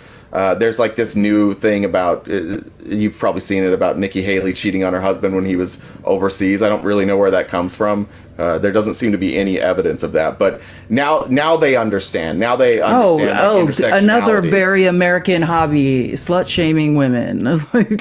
like, come on! It's fine. You don't care how many people Trump is liable of essaying. That's fine, but. Oh, a woman has wants and needs. Oh, nope, let's cancel her. Let's slut shame her. It's embarrassing. The double standards of the Republican Party. Yeah, like the guy that cheated on every single one of his wives. And One of them, the most amoral person. Yeah, one of them while his wife was in the hospital with their newborn. And he just like, yeah. So whatever, and I'm not somebody who necessarily votes on what somebody does in their personal life, but it just the hypocrisy that comes out of a group of people every fucking day. Or what about Margarine? She's one of these ones that's disparaging Nikki Haley and making these same claims about whatever that rumor, like again another rumor with no proof. But she's another one, a woman who we all watched while still married engaging in an affair in front of our face is now going to another woman, a woman who's trying to eke out an existence in the Republican Party. If there's one thing, the woman on woman crime in the Republican Party, like if there's one thing I can sympathize with Margarine, I mean, there's not, but if there was, like, it's just trying to exist among, in the Republican Party as a woman and to be taken seriously and, is nearly impossible. So let's make sure we all attack each other. You know what I mean? Let's do that.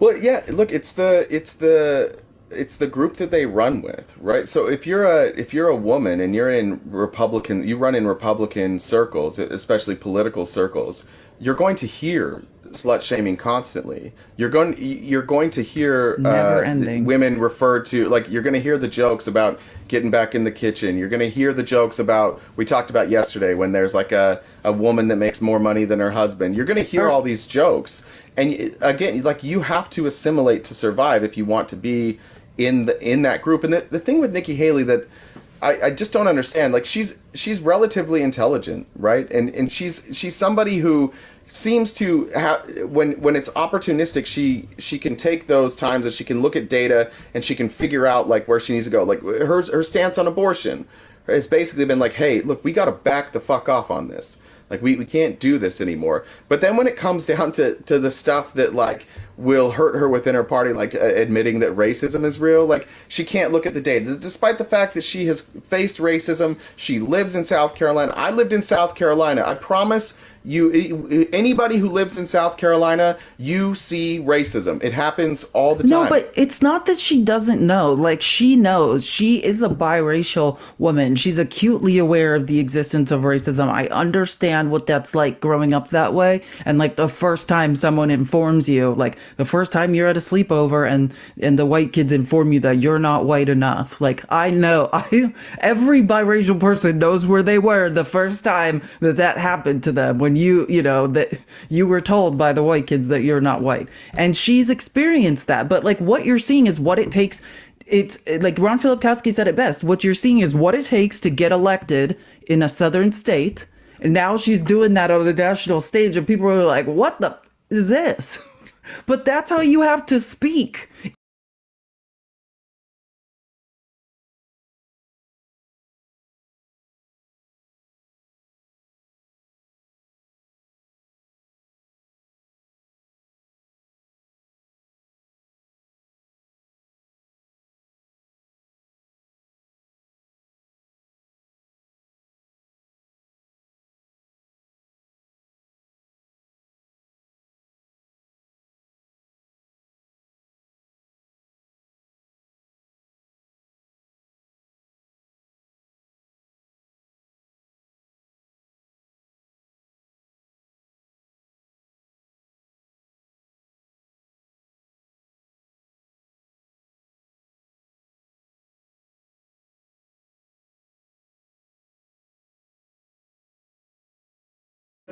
There is no denying how people with uteruses are under attack and dying as a result of these laws. And to just be like, well, don't worry about a federal abortion ban. It doesn't really matter, or it won't happen. That's not enough. On your watch, Nikki, right now, women and people with uteruses are being unalived. Do something about it. Take a stand. If you can't loudly stand up for women and people with uteruses who are suffering and unaliving, then I have zero respect for you. If you look to Idaho, you look at the Supreme Court allowing Idaho to strictly enforce their abortion ban, which basically, like, even in emergencies, doesn't allow you to have an abortion. There's an Idaho senator, Idaho's terrifying. Dan Foreman, 3 days ago, introduced a bill. Let me see if I can get the exact wording here. Now my internet's going to go slow. Awesome. Guys, tap the screen. Let's get to 135K. Please do invite some Republicans. Would love to talk to someone. Yeah, so this is Senate Bill 1229 in Idaho, and it aims to change two sections of this Idaho law that already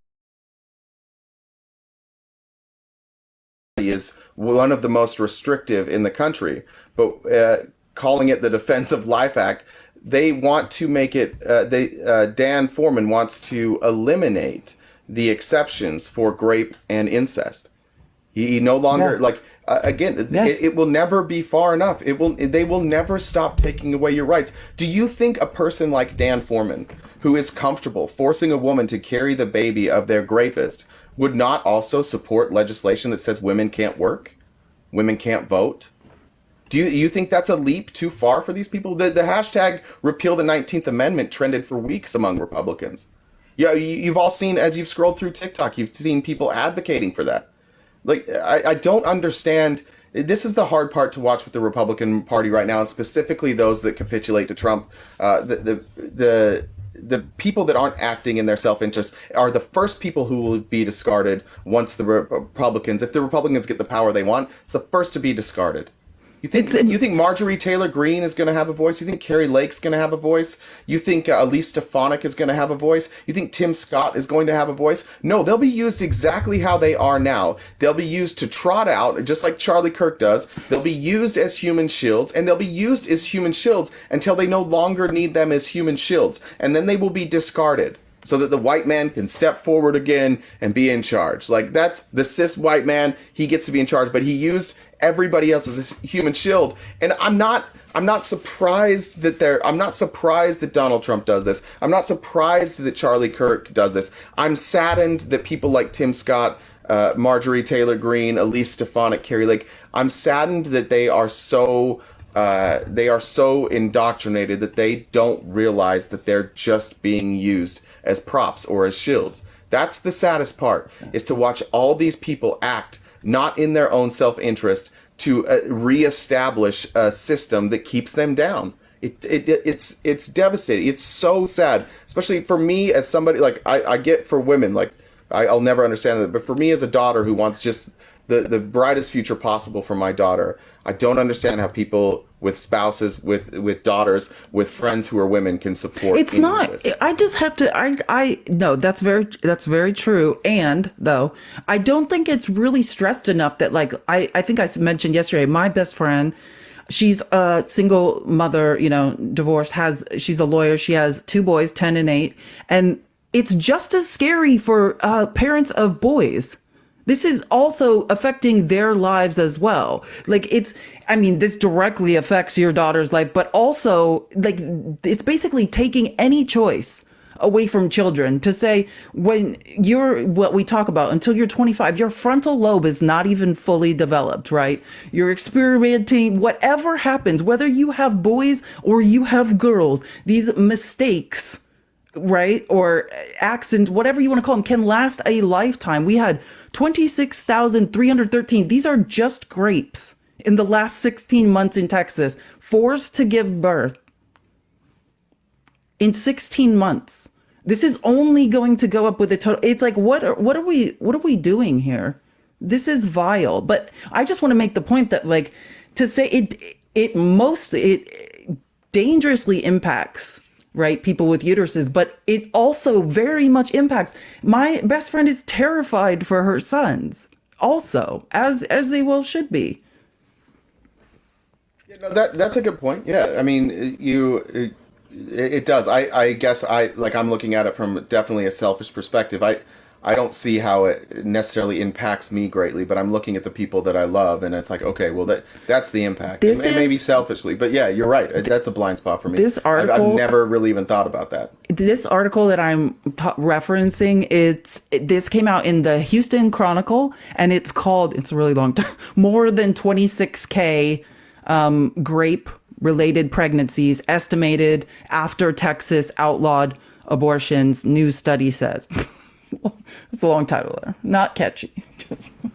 But it's devastating. Yeah, and I don't know, whatever. Republicans, if you're in the chat, let's talk about it. Let's talk about why you think it's okay to do these types of things. Let's have a real discussion about it. Let's have a real discussion about the impacts of your policies. Maybe you don't understand the impacts of the policies. Maybe you've never looked at them.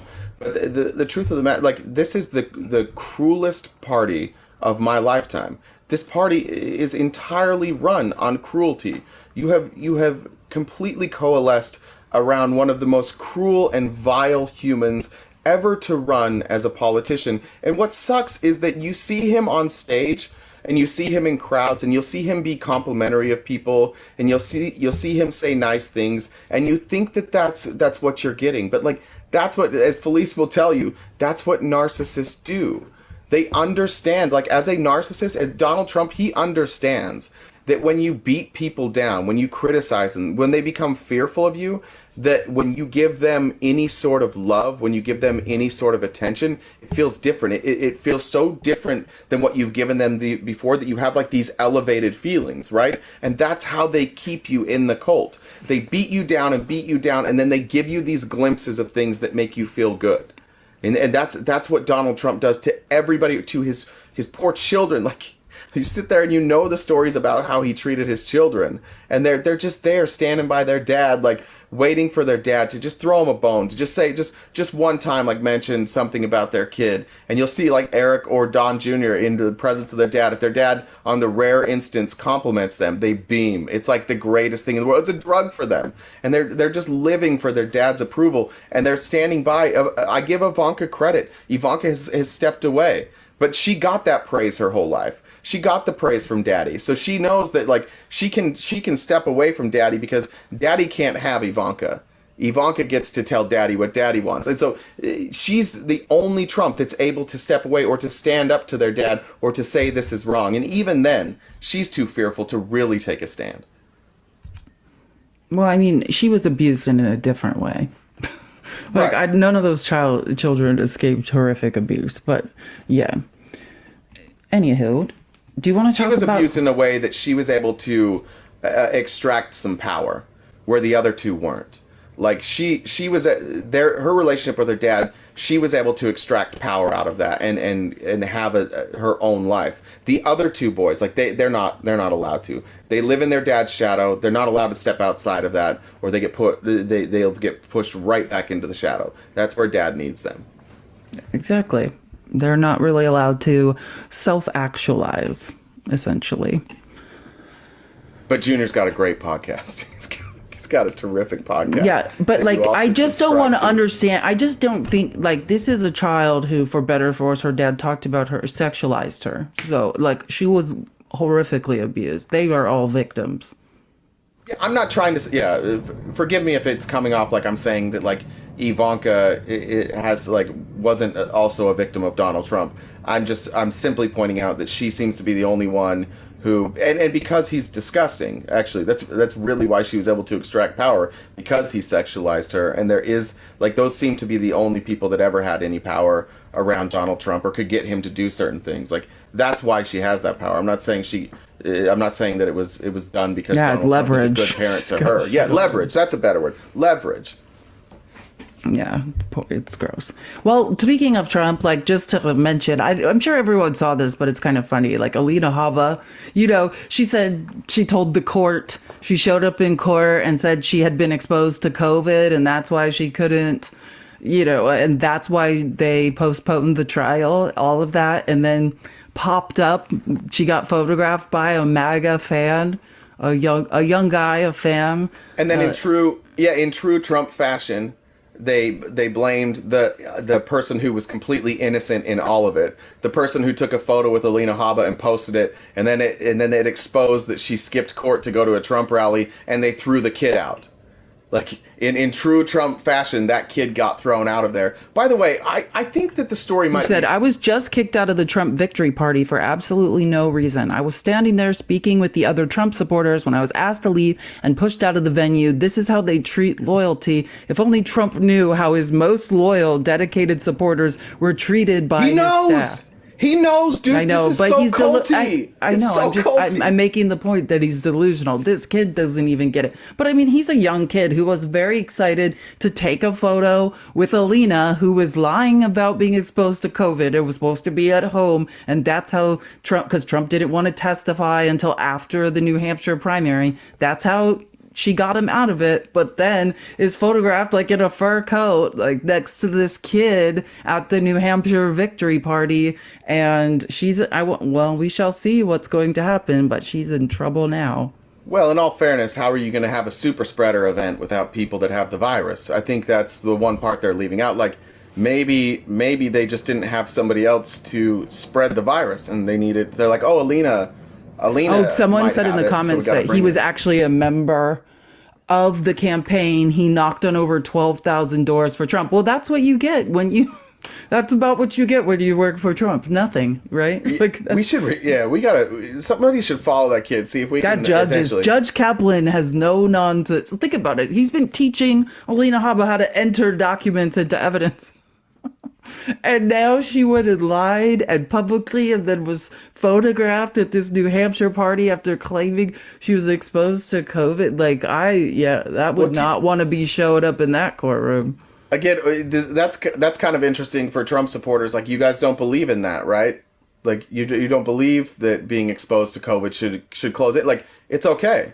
Like, everything should stay open. Just because she was exposed, she didn't have, and it's not that serious anyway. No, they should have just proceeded with the trial. Yeah, but I wonder where she got that idea. It couldn't have been the day before that when they had to cancel because somebody on the jury was exposed to COVID. It couldn't have been that. They should be right? mad the judge postponed the trial because of COVID exposure, because it's not real. So that's the irony, is like they, you know what I mean? They want, when Trump needs a day off, COVID's a legitimate thing. Peter Pumper says, if you're scared, stay home. That's right. Leon Obama must have been scared. Yeah, but not scared enough to stay home, I guess, all day. Did I read out going back to Kayleigh McEnany and Trump freaking out? I don't know if I read the truth, whatever they're called. I don't need any advice from Rhino Kayleigh McEnany on Fox. Just had a giant victory over a badly failing candidate, Bird Brain, and she's telling me what I can do better. Save your advice for Nikki. Like, I just think what Trump did was just show all of his weakness, all of his vulnerability, like in a 48-hour period. It's just show what a sore loser he is. And he won. You know what I mean? Even though, obviously, because we all saw the exit polls. We all saw where Trump was exposed. But fake it till you make it. You know what I mean? Just give a nice victory speech. Hold it together publicly and melt down in private. Like, it's like he showed all of his cards. So I would say this. I'm going to make this is a theory. I'm not saying that this is correct, but I would challenge somebody from the other side to give me a different theory. Donald Trump won Iowa and then won New Hampshire, and he won New Hampshire with over 50% of the vote. I think he had like 30% of the vote the last time he won it in 2016. It's 30 something percent of the vote. So Donald Trump gets better by 20 something percent.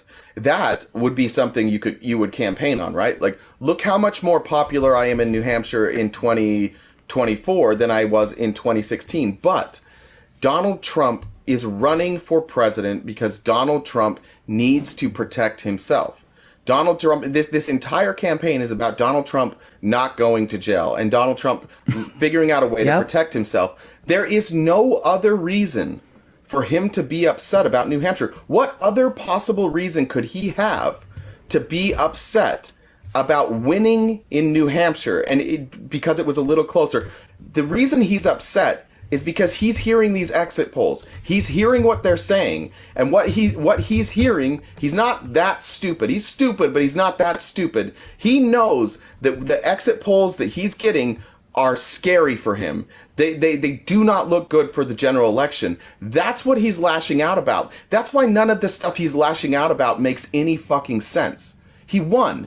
He won and he threw a tantrum. It's because he sees what's happening. He sees that the support that he once had and that he lost in 2020 is even worse now. He's losing support in the places that he needs it, and he's lashing out. That's why he's mad at all of these people.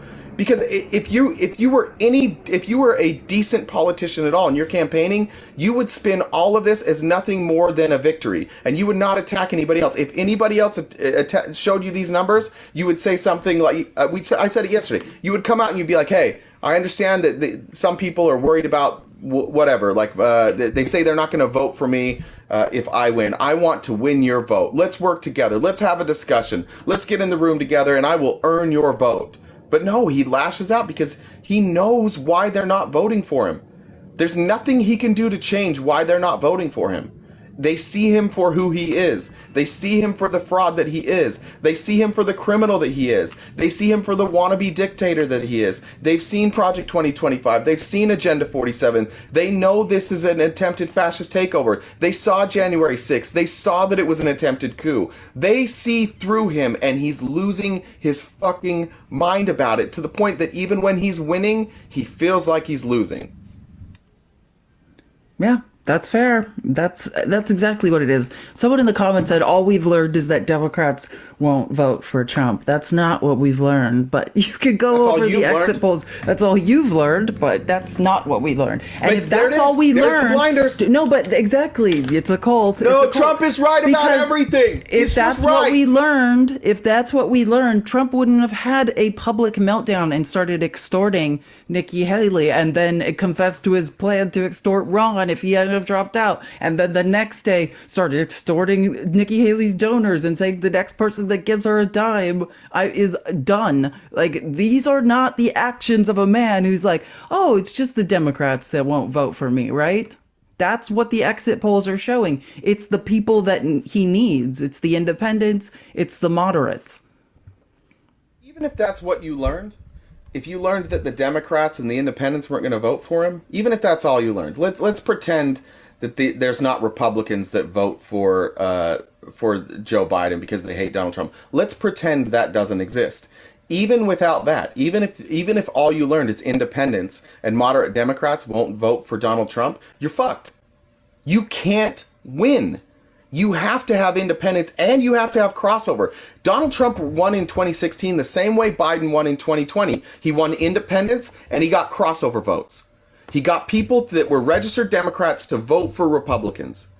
And he got and he won enough of the independents. And then that's how he got beat. He got beat in that same way. Look, every election comes down to that. The crossover vote and the independents. Every time. So what are you learning? Whoever said that. What did you learn? You learned you're fucked. You learned your guy is fucked. If you look at the registration, you look at the total number of Republicans, and you look at the total number of Democrats, if independents, get rid of them, if only Republicans are voting for Republicans, you don't have enough. Even if all the independents didn't show up, Republican versus Democrat, you lose. You can't win without them, and you can't win without Democrats. And your guy, this guy that we love him, he's doing everything perfect, he's so wonderful. He's running a shitty campaign. He's alienating people. His campaign is a nightmare. He's not doing well. He's an incumbent, and he just barely beat Nikki Haley. I wasn't even going to get into this, but I don't know. Do you know who Dave Wasserman is? He's like the most famous like pollster there ever is. Like, people consider this man is not wrong. He already called he called the general election for Biden. If he Trump's did? If Trump's the candidate. During the New Hampshire primary, it all has like the most famous pollster in existence. Here, let me. How did I miss that? Look. Well, look up Dave Wasserman and look at his text. Let's see. Based on initial precincts reporting, this isn't going to be a total Trump blowout. Then he said, as expected, Haley carrying early reporting blue precincts. So this is just him going through like as on a trajectory for Trump margin in line with polling average so far. Then he says the next tweet is like a few minutes later. I've seen enough. President Joe Biden wins the New Hampshire Democratic presidential primary. I've seen enough. Donald Trump wins the presidential primary, but of course, wait, hold on. I'm reading the wrong stuff.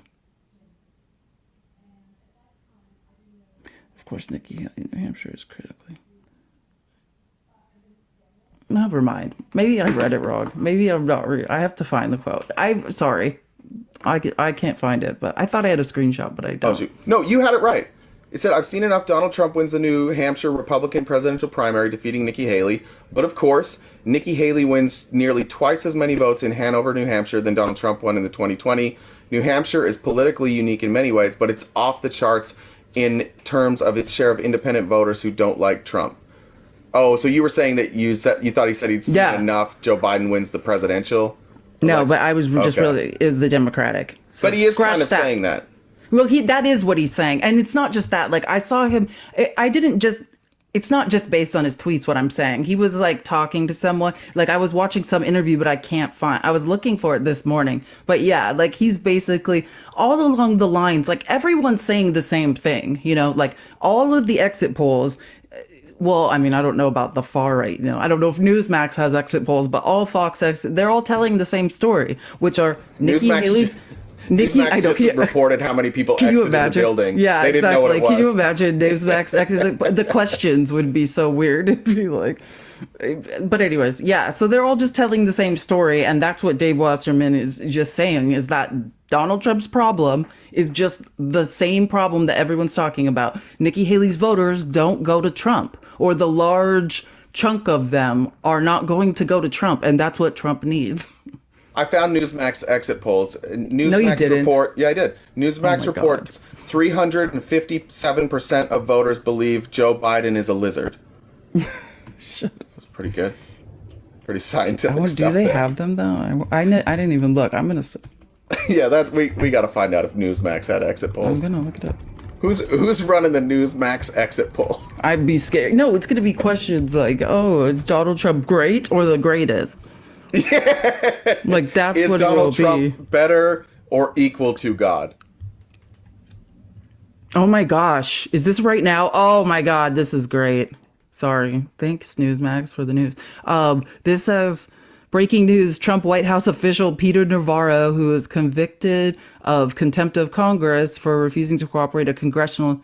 Was sentenced to 4 months in prison. Peter's going to prison. Oh, That's you had a hilarious. bad day. Where's that anarchy? You remember that girl who was standing outside of Peter Navarro's trial every day? It's like Anarchy Princess. Where is she when you need her? I hope she's following Peter Navarro around with a sign somewhere harassing him. Peter Navarro is one of the most insane. Do you remember when every time he would try to talk, she would just start Yes. yelling? God. Where That is was she? the greatest thing ever. Peter Navarro. This is a subpoena dodger. Peter Navarro's a subpoena dodger, so Jim Jordan should be next. I got her on Twitter. She's just mostly retweeting videos of her today, but yeah, she's very active today on Twitter.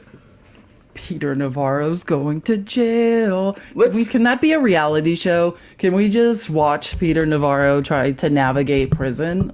Because 24 hours a day, just a live feed. But he's going there. I mean, he's going. This is a federal. This is federal, right? Yeah. He's going to a cushy place. He's going to the same place where like Michael Cohen went and whatever the CFO. This is a good time to also bring up the Proud Boy member who, what was his name? Mark Bruh. Is his name really? Who? Mark Bruh. Oh, it might be Mark article. Brew, but I call him Mark Bruh. A man who stormed the U.S. Capitol with fellow Proud Boys far-right extremist group members was sentenced on Wednesday to 6 years in prison after he berated and insulted the judge who punished him. Mark Bruh repeatedly interrupted Chief Judge James Boasberg before the sentence was handed out, calling him a clown and a fraud. Definitely Brew. No, it's Bruh. It's Bruh. Okay, but it's definitely Brew. Calling it a kangaroo court. The judge warned Bruh that he could get kicked out of the courtroom if he continued to disrupt the proceedings. And this is the eyes wide shut. You can give me 100 years and I do it all over again. That's the definition of, and the judge responded with, that's the definition of no remorse in my book. Well, who knows if Peter will ever go to jail? We can't get Steve Bannon in jail. He's supposed to been in jail for like over 2 years, and he's also isn't he supposed to do like 4 months? Like these people. How is Steve Bannon still is avoiding court dates? I mean, Well, he got pardoned. Steve Bannon? Trump pardoned Steve Bannon. No, Steve Bannon did not get pardoned. Steve Bannon has a jail sentence to serve. Steve Bannon has been basically switching counsel over and over to avoid his jail sentence and is hoping Trump gets back in office to be pardoned. Steve Bannon has a jail sentence he's supposed to serve. For what? Wait, so this isn't For the wall. No, that's what he got pardoned No, for. he didn't get pardoned. I'm reading it. I promise I'm reading it. Let me see. President Trump granted a full pardon to Steve Bannon. Prosecutors pursued Mr. Bannon with charges related to fraud stemming from his involvement in a political hold project. on. Let me look. Prison He was sentence charged with- delayed as he appeals conviction. So maybe I'm talking about he hasn't. You don't know that he has serving an outstanding prison, will remain free from serving a 4-month prison sentence. He's been appealing his conviction for years. It's a different crime. So we might be talking about different crimes. We might be talking about different crimes. Yeah. It's for ignoring J6 subpoena. I didn't know that he had been. It's in the DC Court of Appeals. He's been appealing the same crime. He has a 4-month prison sentence that he's supposed to have served for over 2 years. Can we take a second to just point out that for somebody like myself, I consume there's so many people that have been charged and gone to prison that surround themselves with Donald Trump that I missed Steve Bannon. But this is the same thing. This is the subpoena. Wait, during his trial, prosecutors told Bannon he thought he was above the law and has thumbed his nose at congressional bans. Yeah, in refusing to comply with committee subpoena, he claimed he could not test. Yeah, so it might not be about the wall, but was he using executive privilege as well? Because that's what Navarro. Nevertheless, when imposing Bannon's sentence last month, Nichols said Bannon has not taken responsibility for his actions. Nichols said the House January 6th committee, which Bannon was accused of defying, it's subpoena dodging. So it's not. Excuse me, but he has a form. So he got the same thing as Navarro then. So for the same reason, he's supposed to go to jail. And Steve Bannon has changed counsel 4 times in order to continue to carry out these appeals. And the judge finally, I know the judge 4 months ago was you are done, delaying. That's the benefit of having a bunch of money. That's the thing. When we talk about our justice system, you and I couldn't do that. We don't have those kind of pockets. But if you have deep pockets, you can go and just live your life and avoid jail time just by switching lawyers. That's what Trump's doing. That's what he's done with every case so far. Is he just extends it. The amount of preferential treatment that these motherfuckers get is absolutely insane. For the people that keep saying that they're being targeted and that there's a 2-tiered justice system. Yeah, there is. It's for them. This is the 2-tiered justice system. When you try and bring somebody to court, you're costing every state where there's court and federal dollars, you're costing millions and millions of dollars, delay after delay after delay, just because you have money. They're not even Donald Trump specifically. He's not even offering a defense. His whole defense for every case now is the president can do whatever they want. That's the whole defense now. We still can't bring this fucker into court. Yeah. Yeah, so Peter Navarro got the same thing. But I'm trying to find his latest appeal on this. On Steve Bannon's, because I've been wondering what is happening. Sentenced to 4 months, 4 months behind bars and a $6,500 fine. The latest one I saw was from PBS on January 6th was the last update. Do you have any update past January 6th? No. Okay. And basically just that he appealed. What's his defense? Mr. Bannon acted in the only way he understood from his lawyer that he was permitted to behave. But he has another case for the wall in New York. That's the other thing. That's what I was wondering. He has a state case. He wasn't pardoned for you can pardon him federally, but you can't pardon him if it's a state case, right? He still has a state case. Okay. So I was right.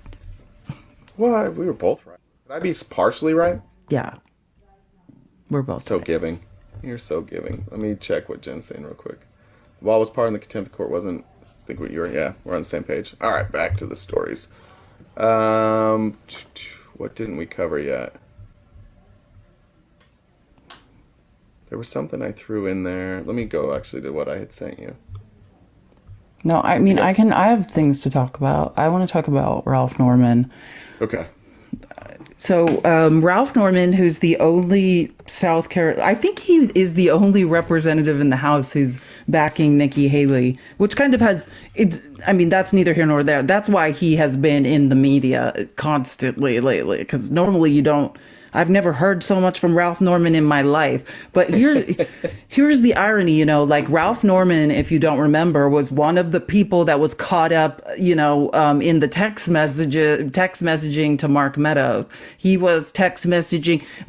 Ralph Norman was one of the ones who was suggesting martial law to interrupt the peaceful transfer of power, wanted Trump to essentially call up the U.S. military and turn it on American citizens. You know what I mean? Like that's Ralph Norman. So if you don't, like, if you're thinking about the abject hypocrisy of that, like, think about how now all you hear from Republicans, right? Because never follow a line of logic all the way through. Like, they were suggesting that Donald Trump interrupt the peaceful transfer of power through things like Ralph Norman's suggestion to Mark Meadows was martial law. But now we hear, oh, let the voters decide. He needs to be on the ballot. Let the voters decide. But we couldn't decide in 2020. You know what I'm saying? Like, we didn't get to decide. No, it was urgent then. We needed martial law then. Do you have the clip of Caitlin Collins just pressing? Yeah, that's what I'm. Okay, cool. That's what I'm gonna do.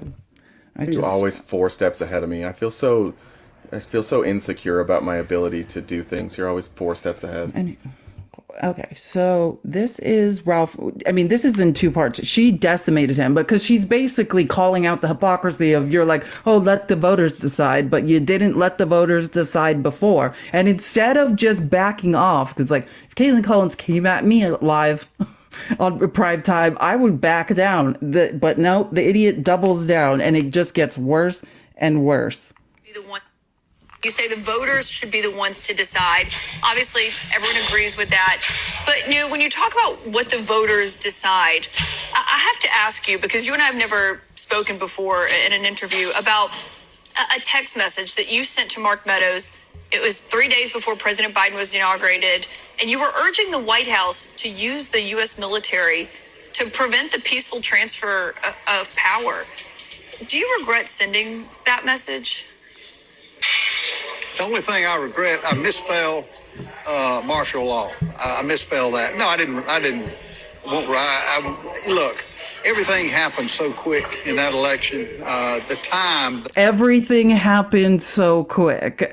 Like, that has anything to do with suggesting that the president turned the United States military on. He also its said citizens. martial, like the name martial law. I remember the text. We made fun of him. I made a video about that when those text messages came out.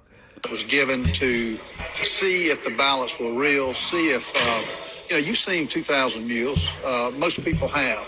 There's a lot of questions. He's citing 2,000 mules for why he suggested to Mark Meadows that they call up the U.S. military and turn it on American citizens to prevent the peaceful transfer of power. He's saying 2,000 mules. This is proof that your elected officials, Republicans, are as...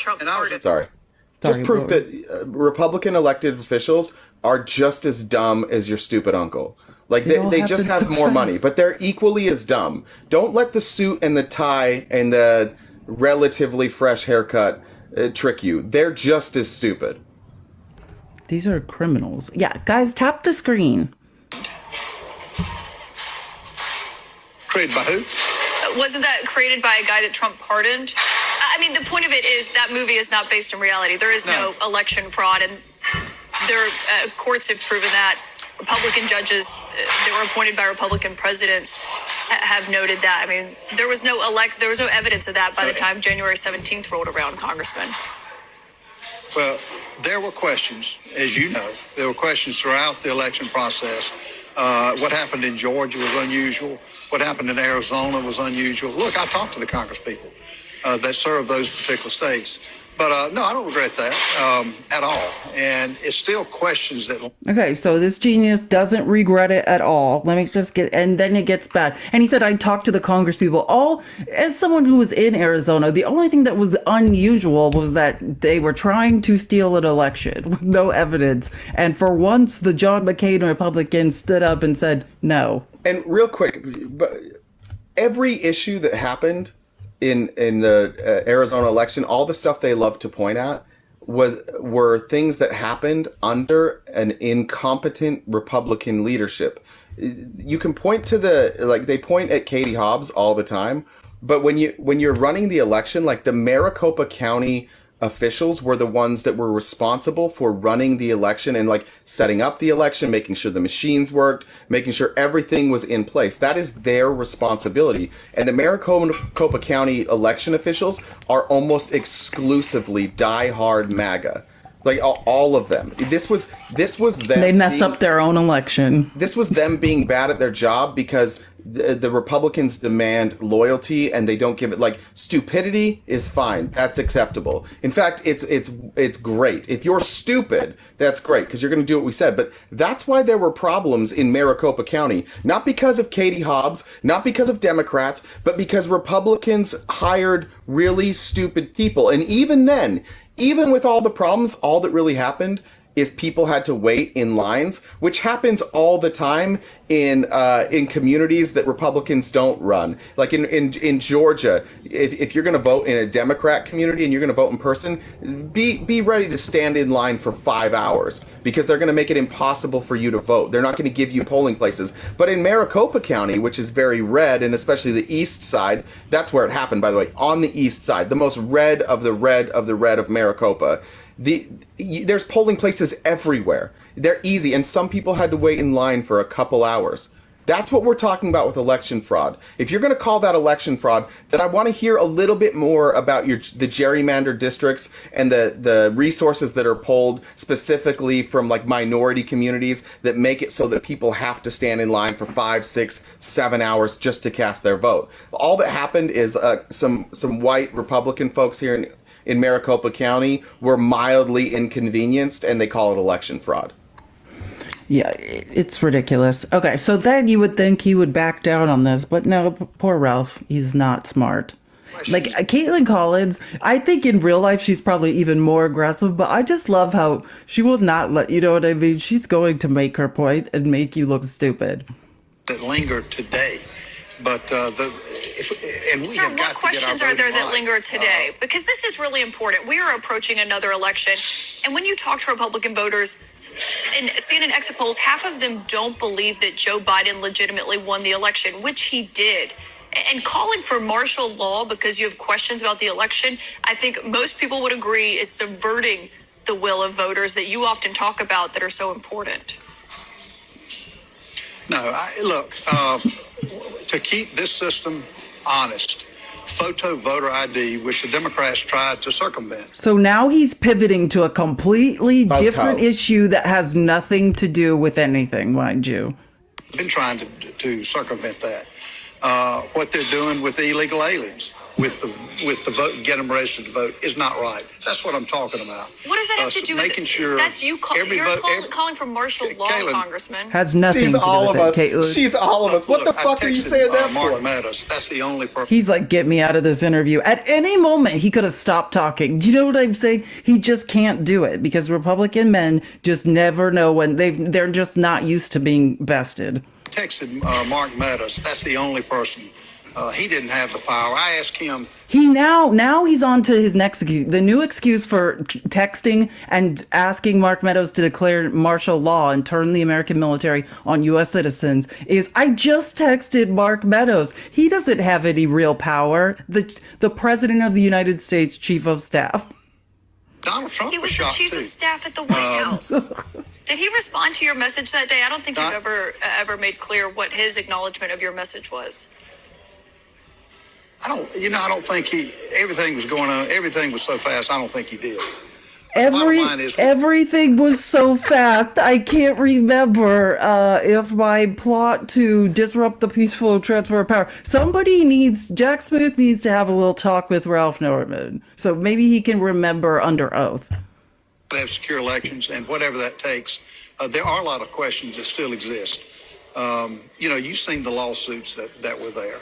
But no, I wouldn't take it back. I misspelled it. I should have taken it. I was in a hurry. But no, I would not. I don't regret that. Those lawsuits were all thrown out. None of them amounted to anything. The only place where they found they miscounted, Biden actually had a bigger margin than he initially did. Congressman, it is striking to hear you say that you stand by asking for martial law to be declared 3 days before Biden was elected. I just wanted to make sure we talked to you about that. So thank you, I just wanted to make sure I publicly humiliated you about that, Ralph Norman. I might have to stop hating CNN so much, even though they do things that completely piss me off. But then Caitlin Collins, Abby Phillip, Dana Bash, Dasha Burns, they have some fierce women on CNN. Shout out Caitlin Collins' necklace. I don't know what kind of dog that is, but I'm assuming that's her dog. Did you notice that? What? Did you notice her necklace? No. It's like a giant gold circle, but it has a like an imprint of a dog. I just thought it was cute. I saw that the whole time. I thought maybe a corgi, so then I was going to say shout out Mo, but I can't tell what kind of dog it is. It's a little blurry on my end.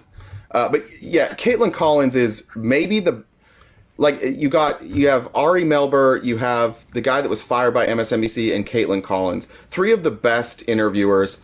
You forgot Boris Sanchez, who's an anchor for CNN. He's an amazing debater. He's the one that shamed the Secretary of State for Missouri, like memorized the Missouri State Constitution when that guy, the Secretary of State, tried to say he was going to. Boris is the handsome bald guy, right? Yeah. Boris Sanchez is amazing. Yeah. But Abby Phillip, which I don't think Abby Phillip's the African American woman on CNN. She is a force. Like, they have some great, but the issue is if CNN lets them go. You know what I mean? Like, CNN is actively trying to remain, I don't know what you would call it, probably neutral or something. I think the reason that I bring up Caitlin Collins is that Caitlin Collins, for whatever reason, like, she's able to get so many interviews. Republicans keep coming back, and she just dunks on them. Like, the other people that we're talking about, they largely also get avoided. But for some reason, Caitlin Collins is able to get basically whatever guest she wants,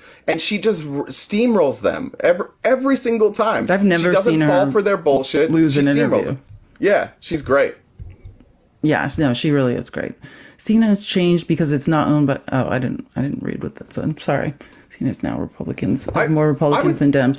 You know what? I don't even mind in terms of like what the political affiliations are of people. It just so happens when you are a journalist, you tend to lean left because you have to operate on facts, right? Like I'm just that's the facts. Like you said, you didn't really like being a Republican because you kept losing debates. Like, you can't put a network in jeopardy. Like we saw what happened to Fox. That was a very expensive mistake, allowing a bunch of people to just lie. Yeah, I'd like to That's point out coming to for Peter, Newsmax. When Newsmax is named in a defamation suit, finally, it's going to be a dark day for them. Peter's Pumper, who I'm pretty sure is Bad Views, says that Caitlin Collins got smoked by Vivek. That was one of the most devastating times of Vivek's campaign. The pushback, which she dunked on him so hard on Ohio abortion rights that like Vivek was getting trolled by his own, like the Republicans on Twitter were trolling Vivek. I know that Peter's Pumper, like you hear something, and if you agree with it, you think that person won the debate. But Caitlin Collins dunked all over Vivek, just like everybody did. There was nobody that ever interviewed Vivek for an extended period of time that didn't dunk all over him. Go watch him with the Young Turks. Go watch like any debate he did or any interview he did. He got dunked on because he's a moron. Mostly, that's mostly why he got dunked on. He's just a walking talking point. Oh, we're almost at 200K. Tap the screen. Let's get to 200K. All right. Do we want to go to? Did we? Oh, we played the Kaylee one already. The libs of TikTok. You want to cover that story? I can pull it up. Shia Rychek. Is it Rychek? Is that how you say it? Rychek? It's Haya. It's Haya? Yeah, it's an Orthodox Jewish name. Fuck, my bad. Sorry to anybody named Haya Rychek. Haya Rychek. She has been placed on, I believe it was the Education Department's Library Media Advisory Committee. So she's You have to remember who it is. Ryan Walter is an insane person in Oklahoma who's the superintendent of public instruction. This is the man who is trying to create a network of informants in public school to root out lesbian teachers.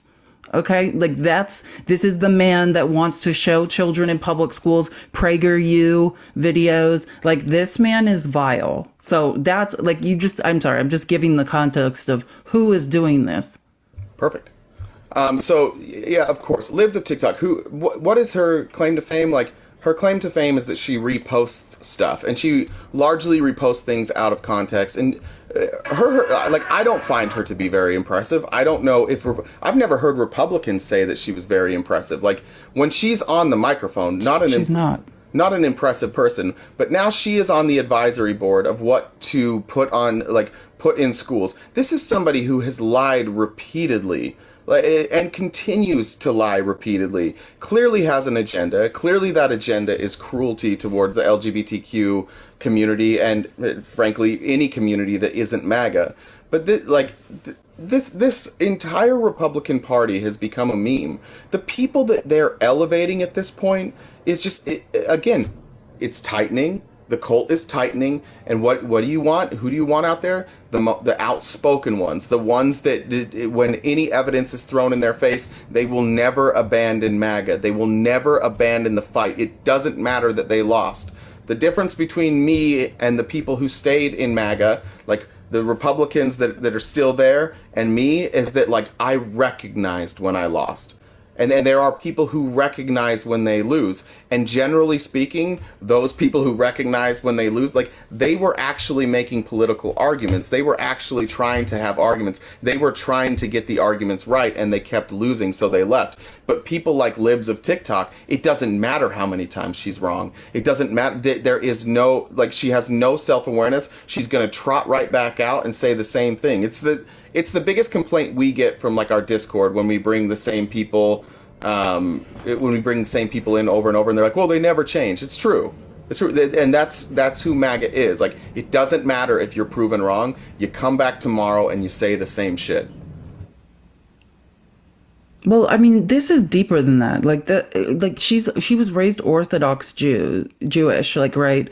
Like, this is like all of the stuff that libs of TikTok became notorious for are things that she was taught or indoctrinated into as a child. Like she despises the transgender community, all of these things. These are all just extremist religions, right? That's what she's being taught. An extreme version of Christianity is what she grew up with. Oh, hi, Bushmaster. Miss me?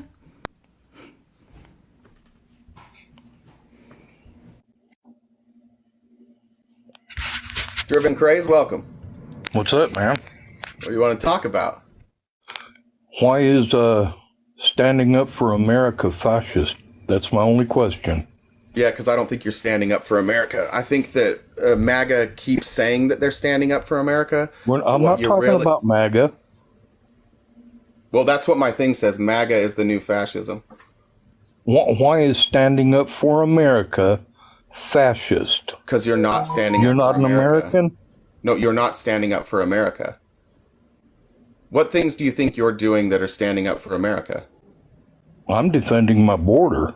Okay, what are you doing to defend the border? I work on a ranch. That doesn't answer my question at all. What are you doing to defend the border? Calling the CBP whenever we find illegals. Okay, so are you on the border? Yes. Okay, so you're doing your part. When somebody shows up on your land, you call CBP. I'm defending America. I have no problem with that. What's wrong with that? Nothing. Okay. I'm not saying that that's fascism. Do you know what fascism is? Explain it. Do you know? Yes, I do. Well, what is it then? You explain it. I'm asking You're the one. questions You're here, the my one friend. making. Don't argue over who knows what about just let's You're the one making the statement. Okay. So fascism is basically, it's always a far right ideology, and it's coalesces around, like, a supreme leader, one person who is elevated above the rest, and this belief that, like, having a dictatorial leader with a centralized autocracy, you focus on militarism, nationalism, isolationism, forcible suppression of opposition, societal hierarchies, subordination of individual interests. Those all come together, and that's what fascism is. And I would say that on every step that I just said there, a dictatorial leader a dictatorial leader, that's not even up for question anymore. He says he wants to be that. That's Donald Trump. Centralized autocracy, go read Project 2025. They want to centralize power around the executive branch, meaning Donald Trump. Militarism, you guys talk about the military enforcing laws all the time and using the military as force all the time. Forcible suppression of opposition, absolutely. Again, go read Project 2025. Read about how your party wants to suppress the opposition, meaning the press, the First Amendment, the freedom of press. They want that suppressed. They want to control what is said and what is done with private businesses. They want to control the speech of private businesses. Natural social hierarchy, there are large factions of the MAGA wing that believe in societal hierarchies. They want to put Christianity in schools. They want the church to lead the cities, to lead the states. And they want to take away individuals' freedoms in order to do that, in order to have that Christian nationalism hierarchy. It's the most textbook version of fascism that has ever existed in this country. Well, that's your opinion. That's not, well, it is my opinion, but could you refute any of those points? Do you know what the Smith-Mundt Act of 1948 is? Yeah. Why? You know who repealed it? Well, yeah. Who? What's the Smith-Mundt Act? Tell me what it's about. The U.S. information. Just so you know, the Smith-Mundt Act being repealed did not allow propaganda to be legal. You've been lied to about that. This is a Facebook talking point from like the Obama administration that you guys haven't ever fact-checked. It did not allow propaganda to be legal. Stop getting your news from Facebook. Do you understand that? I just went straight to your gotcha, right? You said Smith-Mundt Act. You don't know what it says. But do you want to show me the part of the Smith-Mundt Act that says your like propaganda is legal? Do you want to show me that? Go read it. I just fucking told you what it said. You tell me the part that says that you're allowed to that propaganda is legal, because that's your claim, right? Oh, he ran away. Go read it. I've read it a million times. I'm not getting the info from my Discord. I've heard this talking point a million times. You can go look at my Discord right now if you're in there. Did anybody post that to me? I'm on usagm.gov. It has the Smith-Mundt Act. I have it right here in front of me. Let me tell you about it. This act may be cited as the United States Information and Educational Exchange Act of 1948. Congress hereby declares that the objectives of this act are to enable the government of the United States to promote a better understanding of the United States in other countries and to increase mutual understanding between the people of the United States and the people countries. What it allowed us to do is work with other countries to educate themselves on the government of the United States. Part of this is because when people come here, when people try and move here to the United States, they don't understand the laws that they need to need to follow in order to get citizenship, or in order to get a green card, or in order to just stay here on vacation. So this was more or less our way of trying to stop, by the way, the shit at the border right now. This was a way to try and avoid that, so that people, when they come to the United States to try and live here, have an understanding of how our government works, so that they can assimilate, which is a word that you guys love. None of this, like, if you read that and you think that that means that propaganda is legal in the United States, first of all, propaganda is legal in the United States. It's freedom of speech. MAGA is propaganda. It's called advertising. Your party exists. What do you think advertising is? That's literally what...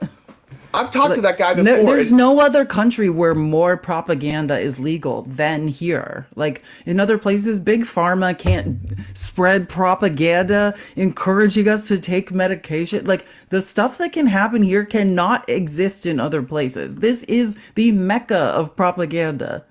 That felt a lot like that Caitlin Collins interview with His Ralph voice Norman. sounds familiar to me, that guy that was up here. You know, like, voices are so distinct to me. I think I learned, like, working in sales, I became that way. Like, I couldn't, like, identify people by sight, but if I closed my eyes and listened to them talk, I would know exactly, like, what company they were from. He sounds familiar to me, but I don't know.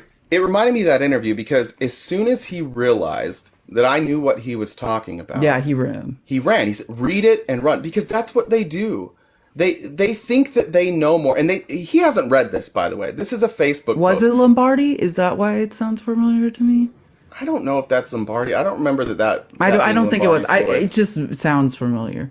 I think I've talked to that guy before. But again, like Republicans, they're not sending their best because you don't have. They're not sending their best. There's no more best in the MAGA. Like there's not. That's what we're sticking to. Like this was in 2012. This was like a Facebook thing that went around because people were trying to convince everybody else that Obama was like a communist spy, and that in order to increase the acceptance of communism in the United States, that the Smith-Mundt? Is that who it is? Yeah, Smith-Mundt Act needed to be corrected. But that all it was doing was allowing us to work with other countries. And it's a meaningless bill if we're going to be honest. It's done. It virtually is unused. It didn't matter. If you look, like the secretary's authorized to provide books and materials between the United States and other countries. They're able to provide for assistance to schools in other countries. Like it was all about Americanizing the rest of the world. It was the opposite. Like it's the exact opposite of fascism. This is not nationalism. This is globalism. So I don't know why you would say that like this is fascism. It's the exact opposite. It's the exact opposite. Well, that was a nice try, though. Speaking of things I wanted to mention, just so, Matt Gaetz, that ethics investigation is finally investigating. Matt Gaetz is in trouble. I mean, there's a number of reasons why this is all coming down on him, but it is sort of like Kevin McCarthy's last revenge, right? Like for Matt Gaetz calling the motion to vacate, like, you know, they say one of McCarthy's last acts was to make sure that this investigation went forward and provided like evidence for it. And now they're at the point where they're contacting I don't want to misquote. I was just about to say something and I don't know if it was correct. So let me just while you're pulling that up, just remember that most of this investigation was done in Florida. Well, that's, and there are Matt Gaetz is maybe the most powerful person in Florida. Like you could make an argument that he is. Tap the screen. Well, his daddy. Tap the screen while we learn about Matt Gaetz' ethics investigation. Finally. Oh, I put my phone on mute. Investigating Republican. Breaking news sources say that the House Ethics Committee investigating Republican Congressman Matt Gaetz of Florida has now reached out to the U.S. Justice Department and to a woman with whom the congressman allegedly had sexual relations when she was 17 years old. Elections that Congressman Gaetz denies. We should note, Congressman Gaetz has never been charged with any wrongdoing here. CNN's Paula Reed has this exclusive reporting. Paula, what have we learned?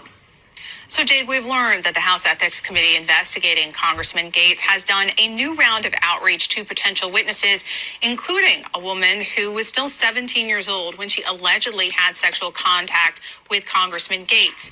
We learned they have also reached out to the Justice Department, asking for materials from its years-long investigation into the congressman, where they examined these allegations of possible sexual contact with a minor, along with other crimes. But as you noted, they did not ultimately opt to charge the congressman.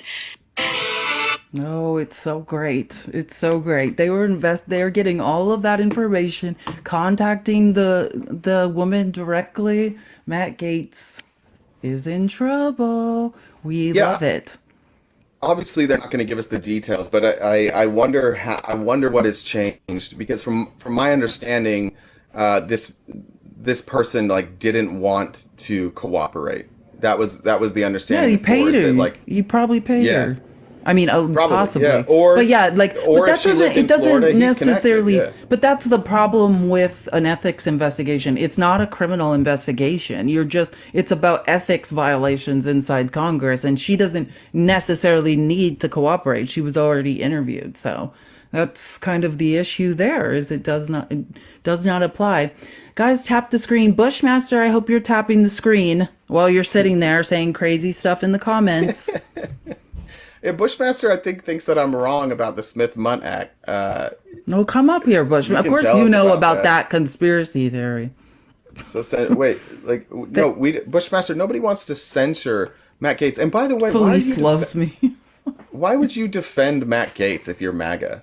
What's the point of defending Matt Gaetz? Like, No, because what do you mean? Do you guys care about trafficking or not? Let's point out the obvious hypocrisy. Oh, just not if it's Republicans. That's fine. You guys don't care about protecting women and children at all. Because it's only situational. If it's to make up lies and smear the left, cool. But here's something that you guys don't get. People that victimize women and children, it's not unique to a political party. It happens on both sides of the aisle. And if you cared about protecting women and children, you would take this seriously.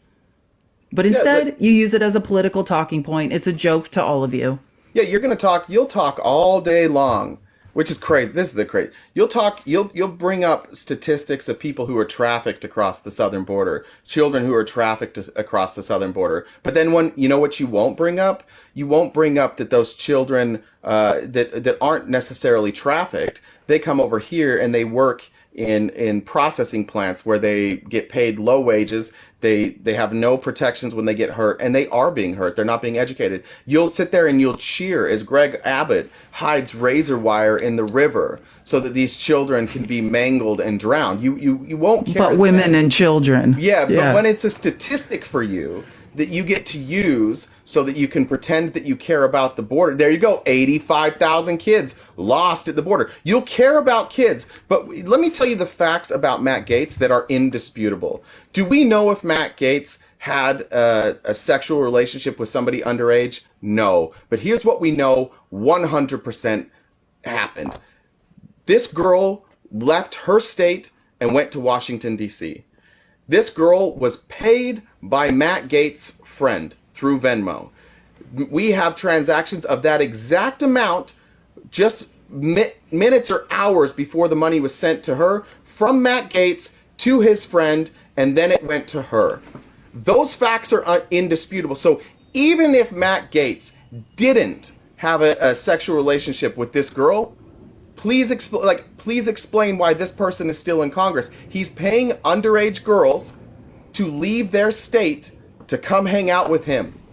At the very least, that is a problem. If you have daughters, I have a daughter. I sure as shit am gonna have a problem if some congressman is sending Venmos with, by the way, not travel expenses. It didn't say travel expenses. They lied about what the expenses were. They'd say things like books or like school. They would lie about what the expenses were for. Why did Matt Gaetz go through the step of having somebody else send her the money? And why did they lie in the notes about what the money was for? Like, at the very least, this man should not be a congressman, and you should care. You should care. And Bushmaster, again, this is what's crazy. How many kids go missing in the United States? Lots. And we should do something about that. Lots. Lots of kids go missing. But this is what you do because you're a coward. You won't address real shit that your politicians do. You obfuscate to something else every time, and you pretend you care about children. You either care about children all the time or none of the time, and you only care when it's politically expedient. That's the only time you care. It's very true. Don't care about the children. Now that we've seen it, you guys said whoever's in those Epstein documents, we're holding them accountable. Have you done that? Nope, you just forgot because Trump's name was all up in there. All of a sudden, it's fine. The problem is that you're protecting people that hurt women and children. And as long as they're Republicans, it's fine. Women and children can be sacrificed and victimized, and you guys will protect those Republican men who are doing it. Keep doing it. Keep being that person. Keep being the not you, Bushmaster. Oh, don't even get us started on the mass tragedies in schools. Number one unaliver of children. We all know what it is. Do they care about protecting the children? No, they don't care. Yeah. They don't care. That's on all of our heads as a country. We are sitting. The number one unaliver of children is something that we could all control and could be stopped. And then we have to hear every day MAGA talk about the children like they care. Yeah, like it or not, you are the party that does nothing for women and children. And like it or not, you're also the party that puts them in harm's way. You want to stop seeing kids go missing from the border? Fund the fucking border. You want to stop you want to stop children from being abused? Dismantle churches, strip away their protections, stop sending your kids to church. You want to stop people from going missing at the border? Stop arming the traffickers. Yeah, you How want about that? You guys are literally arming. You are giving them the weapons to be able to carry this out. All the women and children you guys pretend to care about. You guys are responsible for arming the cartels. Congratulations. You want to protect children? How about you stop taking donor money from these manufacturing places that hire underage illegal migrant labor?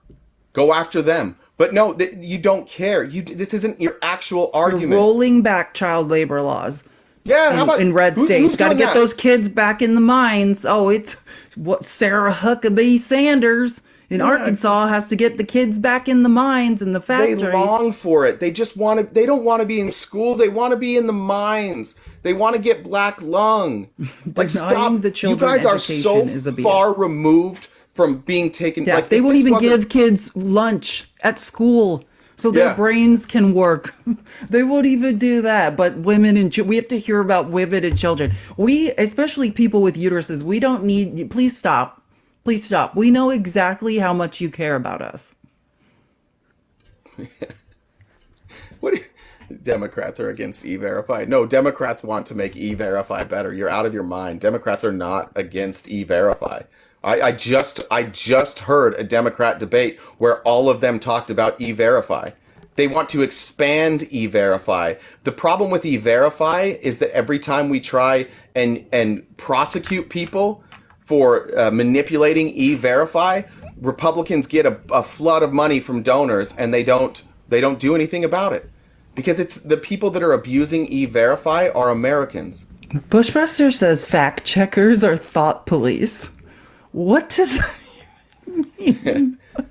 Joey and Boxer Mom, I see both you guys in the request. I just want to make sure you're opposition. Joey or Boxer Mom, just give me a hand up emoji if you're opposition there in the. Guys, let's tap the screen. Let's get to 250K. Also, everyone comment and harass Bushmaster for the remaining time that he chooses to be here. Oh, it's Joey. We know Joey. Hey, Joey. I never remember. Sorry. No worries, no worries. Look, what's up? I just want to say the people that shove people in incinerators, put them on trains, they're still walking the earth. Those people happened. Those things are still around. And to compare the United States of America to that is frankly disrespectful.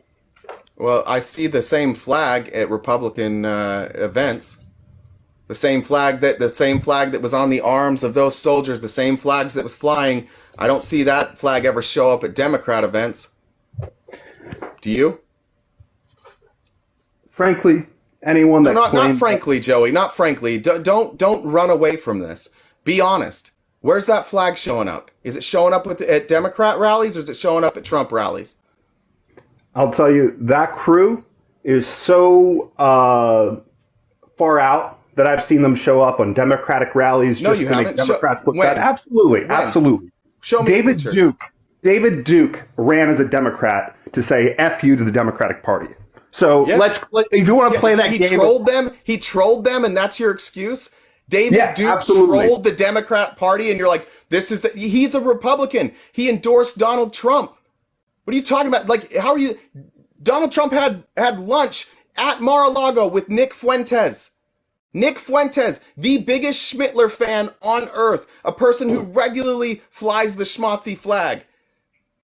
Don't tell me that comparing America to them is wrong. Are you aware of the atrocities that America has perpetrated all over this world? Are you aware of the atrocities that America perpetuated on indigenous people? How about the labor camps that we have? We're no better. We did worse to the Native American population in this country. What are you talking about? It's the same exact thing. You now have people on the Republican stage saying that the solution at the southern border is to open fire. How's that not worse? We're watching the world slowly descend into chaos. Yeah, because of your people. Respond to something I said, right? Joey. Joey, how is advocating open fire at the border not the same thing as putting people in incinerators? How's that not the same? You know what the key difference is? I would ask, no, I want you to answer the question and stop running like a coward, and then you can tell me the difference. But tell me how it's not the same. I think the problem with you is that you I'm not asking about the problem with me, Joey, you coward. Answer the question, then you can talk about me all you want. But answer the question.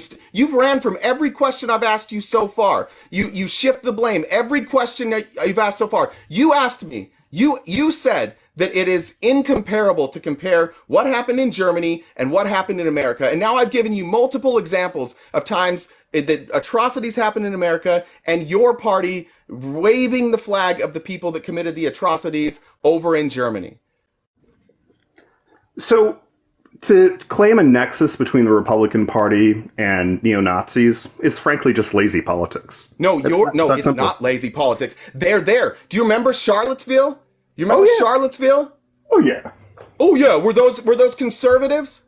Were those Trump folks chanting "Jews will not replace us"? They were wearing MAGA hats, bro. What are you talking about? Okay, and then you claim so that's lazy. It's lazy for me. Yeah, it is because I can just sit here and call you a communist. No, I'm not saying every person in the Republican Communists Party are not. That's not an insult, Joey. I'm not saying everybody in the Republican Party is a. Absolutely, he's not, or you don't know what the word means. No, anyone that actually studies communism versus fascism would not be proud to say that they're a tanky and they support the Marxist-Leninist state. So we want to do this Cold War politics. No, Joey, you are so cowardly in these discussions. Stick to the point.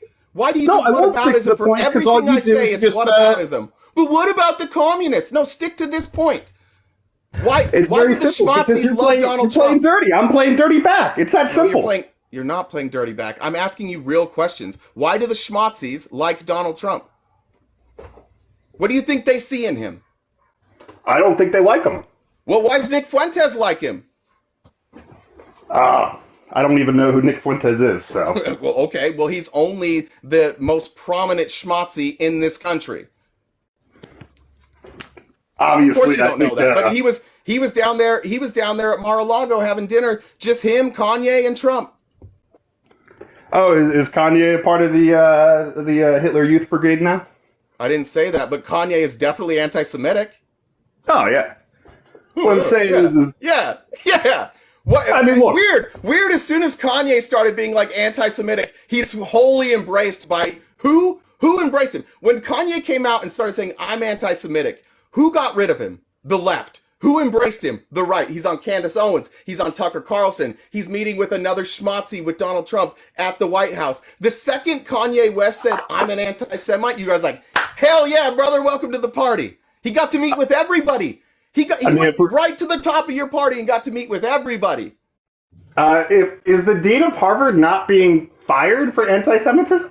I mean, no, not for anti-Semitism. And that's absolutely not what happened. Let's be honest about that. Are you allowed, Joey, to say anti-Semitic things in this country? Absolutely.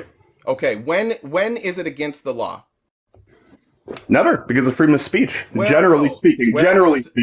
Yeah, it's against the law when it becomes harassment, targeted harassment, right? Yeah. I mean, correct. Essentially, so the question, as long as you can't prove a nexus, okay, so Joey, violence. The question that those three presidents were asked, they answered in the exact same way you did.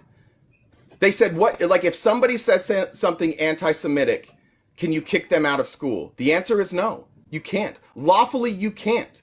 And they said it depends. If it's targeted, then yes, you can. They answered the exact same way you did. So, Joey, does that by default you're anti-Semitic?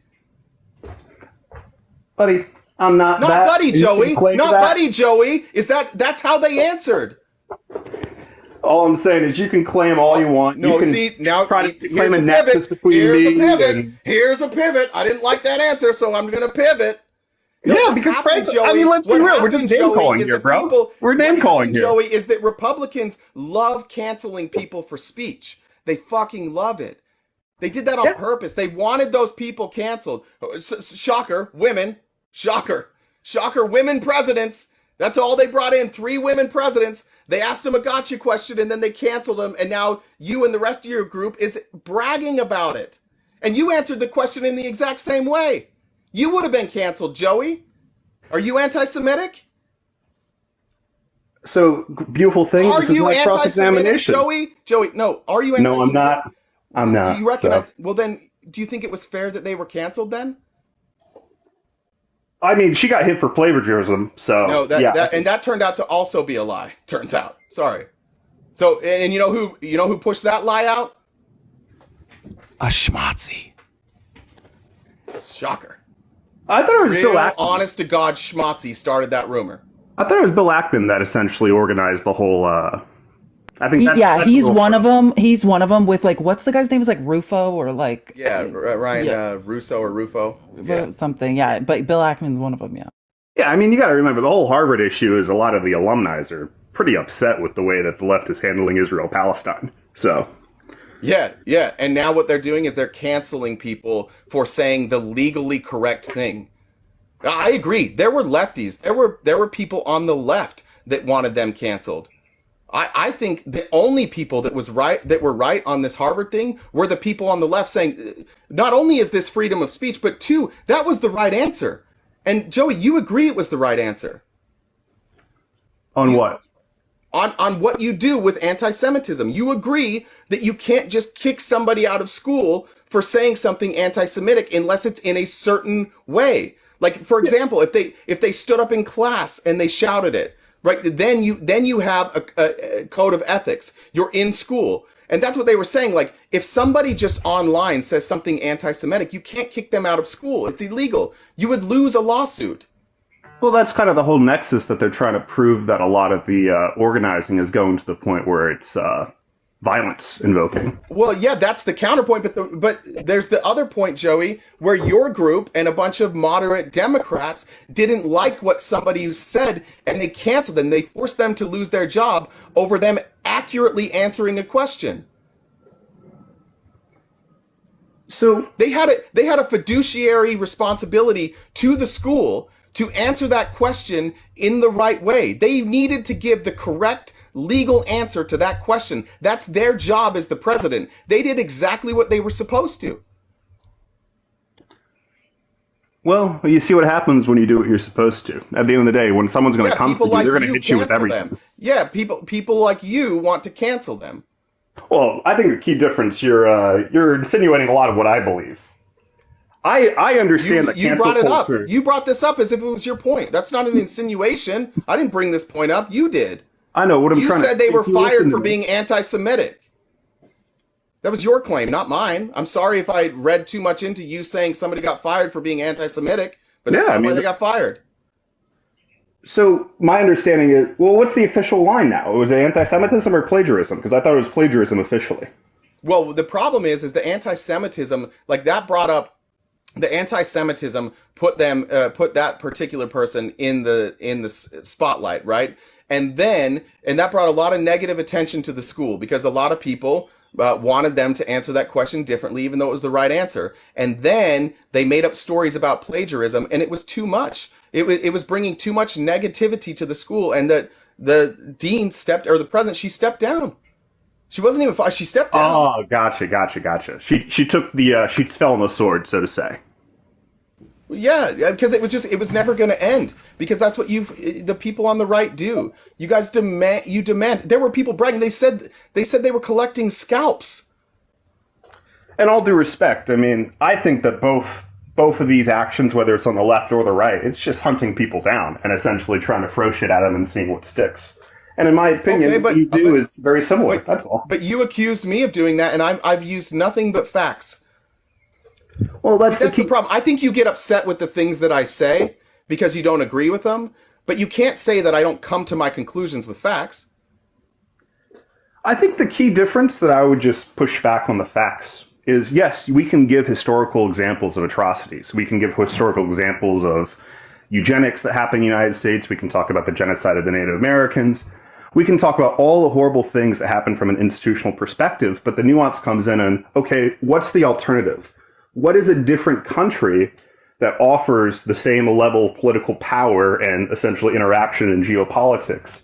I disagree with that conclusion. I disagree with that conclusion because you're saying what's the other option as if our only option is to continue being who we are and not getting better. I'm saying I want to stay in this country and I want us to get better. And the counterpoint to that, it's such a stupid counterpoint. Well, where else are you going to go? I want to stay here. I want things here to get better. And I'm advocating for things here to get better. And it's like conservatives like, no, we can never get any better. We can't fix things. We can't make things better. If you say that we need to make things better, then you hate our country. Yeah, so I'm not going to get here and say that you hate the country because you're a citizen. At the end of the day, we all contribute to the same tax base. We're all, we live in the same house, so to speak. All I'm saying is that a lot of the rhetoric, especially with the hard left, is very, very antagonistic to the country and not the other party. And that's where I say, hey, that's fine. You can attack Republicans. What rhetoric would you say is like when you're saying the rhetoric on the far left is antagonistic to the country? What are you referring to? Yeah, so like I see a lot of things like Amera, KKK. What's the other? Do you understand why people say stuff like that? Oh yeah, absolutely. I get it. I mean, what's wrong with it? Well, I think that's the key. That's my main critique in terms of the far left is that, yeah, you can say that the other opposition party does these things, but to drag down the country and to say that it's just it's the white hoods and we're putting people on trains. Okay. How about when you called us commies earlier? Well, it was a counterpoint of saying, hey, if you want to try to tie me to a fascist, then I can just sit here and call you a commie. Are you voting for Donald Trump? I'm a Republican. Are you voting for Donald Trump? Assuming he gets the nomination. Yeah, he's a fascist, so that's fair. Now tie me to a commie. Okay. I believe we've had this conversation before. You do want to implement wealth taxes, correct? I wouldn't be opposed to a wealth tax. Yeah. And we've had this debate before. Communism You don't know what communism is. I actually do. Moneyless, stateless, classless. Well, then it has nothing to do with wealth tax. Well, I think the key problem is that I always have this debate with communists, and it's always infuriating, because we can talk about the ideals versus the reality of how these things are implemented. Okay, but communism wouldn't be implemented by a wealth tax. And by the way, I'm not a communist. I am an advocate for a mixed economy. I want capitalism and socialism working together to check each other. I'm far from a communist. But you called me a communist, and I'm going to ask you again, could you tie me to a communist? Because I tied you directly to a fascist. Okay, and I reject your characterization that he's a fascist. Okay, well, let's talk about fascism then. Are you going to bring up 14 points? Yeah, well, I would say, like, is the party unified around Donald Trump? Do they look at Trump as the central figure? As long as he wins. But the moment he doesn't, he's out. Well, he lost in 2020 and he's still the central leader, so I think you're wrong there. Okay. Well, I think he's not going to, if he gets the third term, I mean, if he loses the second time, he's going to be too old, so. Is he dictatorial? Absolutely not, because that insinuates the US government is dictatorial. He said that he wants to be a dictator. Okay. Okay, so he's dictatorial. Wait, just because he wasn't able to be a dictator his first term doesn't mean he doesn't want to be. That's the key difference. He says he wants to be. He loves his favorite people. Like, the only world leaders he ever praises are dictators. So let's go back to an earlier point. Well, let's keep going through this. No. Let me just push back on that one point. You asked me to tie it. You asked me to tie it. But let's go back to the earlier point. So sure. This is where I draw the line. What you're doing is you're saying that the former president of the United States of America is a dictator. So to say here that the United States of America is fascist, dictatorial, right now... I'm not saying that the United States of America is fascist and dictatorial. I'm saying Donald Trump is a fascist. And you're voting for him, and that's how I'm tying you to fascism, because you're supporting a fascist. And I'm tying you to the fact that you're discrediting the U.S. government in a very politically charged situation where the world... You said I was a communist, and I asked you to tie me to that. I never said that you were a communist. I said if you're going to call me a fascist, then I can just sit here and call you a communist. You because we're can, just but name I can calling. back it up and you can't. That's the point. See, my criticism of you is fair. It's based on the fact that you're supporting a fascist, and I can make clear and cogent arguments as to why Donald Trump is a fascist. You're calling me a commie, and you can't point to a single thing about me that makes me a communist. So yes, we can call names, but when I call names, I'm doing it from a point of at the very least, you can disagree with the facts, but I can make an argument. You're not making any argument. I made that the I'm a argument communist. because you support wealth taxes that makes you But that's on not par with communism. communist parties. Right, but you've That's agreed on what my I'm saying. points That that you're the things trying to that get Donald away Trump, from that point. That is a policy that many European communist parties support. You Communist push parties- a lot of policies sure, that but communist parties push. wait, so were we communist in the 1950s in America? No, we didn't have a communist party. We had a and also, 90% top marginal tax rate. Why weren't we communist then? the key difference between socialists and communists, in my view, is that the communists abolished the multi-party system. Have we done I that? definitely think the United States was effectively a social democracy at that point. Are Democrats, am I or any Democrats advocating a uniparty? In fact, yesterday, if you probably weren't here yesterday, but I was actually making a pitch that what could happen with MAGA as they collapse on themselves is it creates a void in the middle where I think moderate Republicans and Democrats could create a legitimate third party. And I'm advocating that we have more parties and that we have ranked choice voting. See, again, like the stuff I advocate for isn't even close to communism, but you're voting for a fascist. That's why I say, like, yeah, I can, maybe you yourself don't believe in fascism, but I don't particularly care because you're tying yourself to one. And he doesn't give a shit what you think either. And what if I said that about you? That, oh, if you associate with Bernie Sanders, I don't care if it's exactly not communism, but he's close enough, so you're tying yourself to it. I didn't. That's well, what I'm trying to say. I'm not voting for Bernie Sanders. But if I did vote for Bernie Sanders, you still wouldn't be able to tie Bernie Sanders to communism. You could tie him to socialism. He's a democratic socialist. Yeah. And all I'm saying Yeah, is that's you not can try to communism. Wait, that's not communism. Okay, and nationalism isn't fascism. So I'm not if you saying wanna you're a play this nationalist. game I'm of, saying like, you're. word salad. I'm not saying he's a nationalist. I'm saying he's a fascist.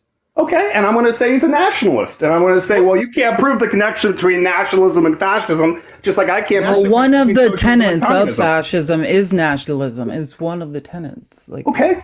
Is one of the not all is one of nationalists the are fascists. Wait, so let's compare. Is one of the tenets of communism democratic socialism? Depending on what party Congress you look at the Soviet Union, depends. You know, that's No, the it doesn't problem with the depend. label Is- like no, communism. There are tenets of communism. Is one of the tenets of communism democratic socialism? Depends on if you're more No, it's not. No, the authoritarian answer versus is no, anarchy. Joey. I mean, you got the Joey, authoritarians with the anarchists. Absolutely, there's democracy. Joey, Come wait. You're telling me one. So when you go out and you read the Communist Manifesto, somewhere in there it says one of the tenets of communism is democratic socialism. Absolutely, democratic socialism Where? in the Where workplace. does it say that in the Communist Absolutely, Manifesto? it talks Where? about Okay, elected. no, it officials, doesn't. workers, You don't. forming unions. No. I missed that part when I read it. Which part of the Communist Manifesto says that one of the core tenets is democratic socialism? So we go to the Communist So Manifesto. answer the 30 question, pages. Joey. It's Stop 30 it. pages. Just capital gets into stop elections. it. Joey, I asked a specific question. I'm not asking for a different answer. In the Communist Manifesto, you just made the claim that in the Communist Manifesto, one of the core tenets is democratic socialism. I'm making the claim that the Communist Manifesto doesn't even talk about what socialism is or communism. Yeah, so that would mean that Bernie Sanders, who's a democratic socialist, isn't a communist. I don't think he is. Well, then Just how like- are you? yeah. So then you just said me voting for Bernie Sanders would make me like you tying me to him means you could tie me to communism. You can't. Again, That's what I'm saying. Is you're trying to tie me to Donald Trump, and you're trying to tie Donald Trump to fascism. I'm Yeah, saying, but look, I've got a I'm good. not- But I've at the very least you can disagree with my argument, but I've got one. You don't have one. And I'm telling you this, the man has repeatedly said he wants to be a dictator. Nationalism is one of the core tenets of fascism. He and many other Republicans openly are saying that they are Christian nationalists. If you read Project 2025, it is advocating for a centralized autocracy using militarism and forcible suppression of opposition in order to accomplish those goals. Abolishing this, demanding subordination for individual interest, removing the individual interest from the LGBTQ community, and demanding that Jesus and Christianity be placed back in the school and be like the central and have a central role. Like everything I just described is a core tenet of fascism. You can't find one thing that would tie me to communism. So you can disagree with me, but I'm making an argument. You're not. I can continue to provide my evidence in the nexus between you and the communist movement. Would you like to hear it?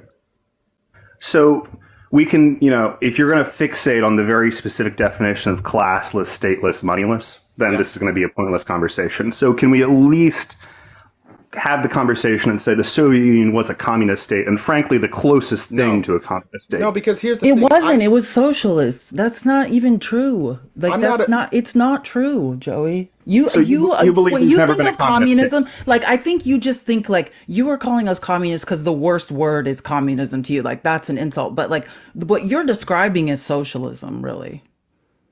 Yeah, and we can have this fight over words and definitions, just like I'll have this fight. No, I'm not. Listen, Joey, I'm not trying to do a got you. I'm just saying, like, let me turn my mic down. I forgot I turned it up. What I'm saying is just my experience with communism. Like, I also resent when people bring up Marx, like Marx, because he wrote the Communist Manifesto, like he invented communism, like. Native tribes, indigenous peoples, not unlike the ones that were exterminated in America, hundreds, thousands of years lived communally, right? That's what communism is. It's an economy without currency, without government, right? And many societies before a white man from Germany named Karl Marx wrote something about the Communist Manifesto, have existed and survived communally. So it's not really about that. True communism really is about stateless, classless, moneyless because of the nature of what it is. My experience with that was in South America, in the Amazon, and there are still societies that are living that way. And I think just to say technically, I think you're talking about socialism. Like Marx was critiquing capitalism, saying there was no equality in it. And then he saw the Communist Manifesto as like, okay, if we could master socialism and if we could keep corruption, hypothetically out of a system, then we could sort of evolve to this communal state, right? But it's more of a dream. He was into sort of Eastern religion. He was a philosopher. Like, you'd have to understand that. But I think really, like, when you're talking about Russia and like Lenin and what you were saying, like, that's socialism. Yeah, and honestly, I'll concede that point. I agree with you that the USSR pretended to say that they were trying to achieve communism because ideologically that's what they ran on. And, as they said, communism is only 20 more years away. Just hit your quota. I get it. I understand. Joey, I think the reason that people, like, the reason people say communism is because they can tie that to the USSR. They can tie that to China, even though they're not actual communists. But what I could say is, like, we all agree that what we're really talking about is socialism, right?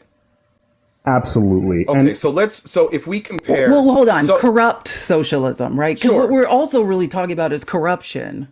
Right, but if we compare socialism versus fascism, and you compare all the places in the world that had socialism versus fascism, which outcomes were worse?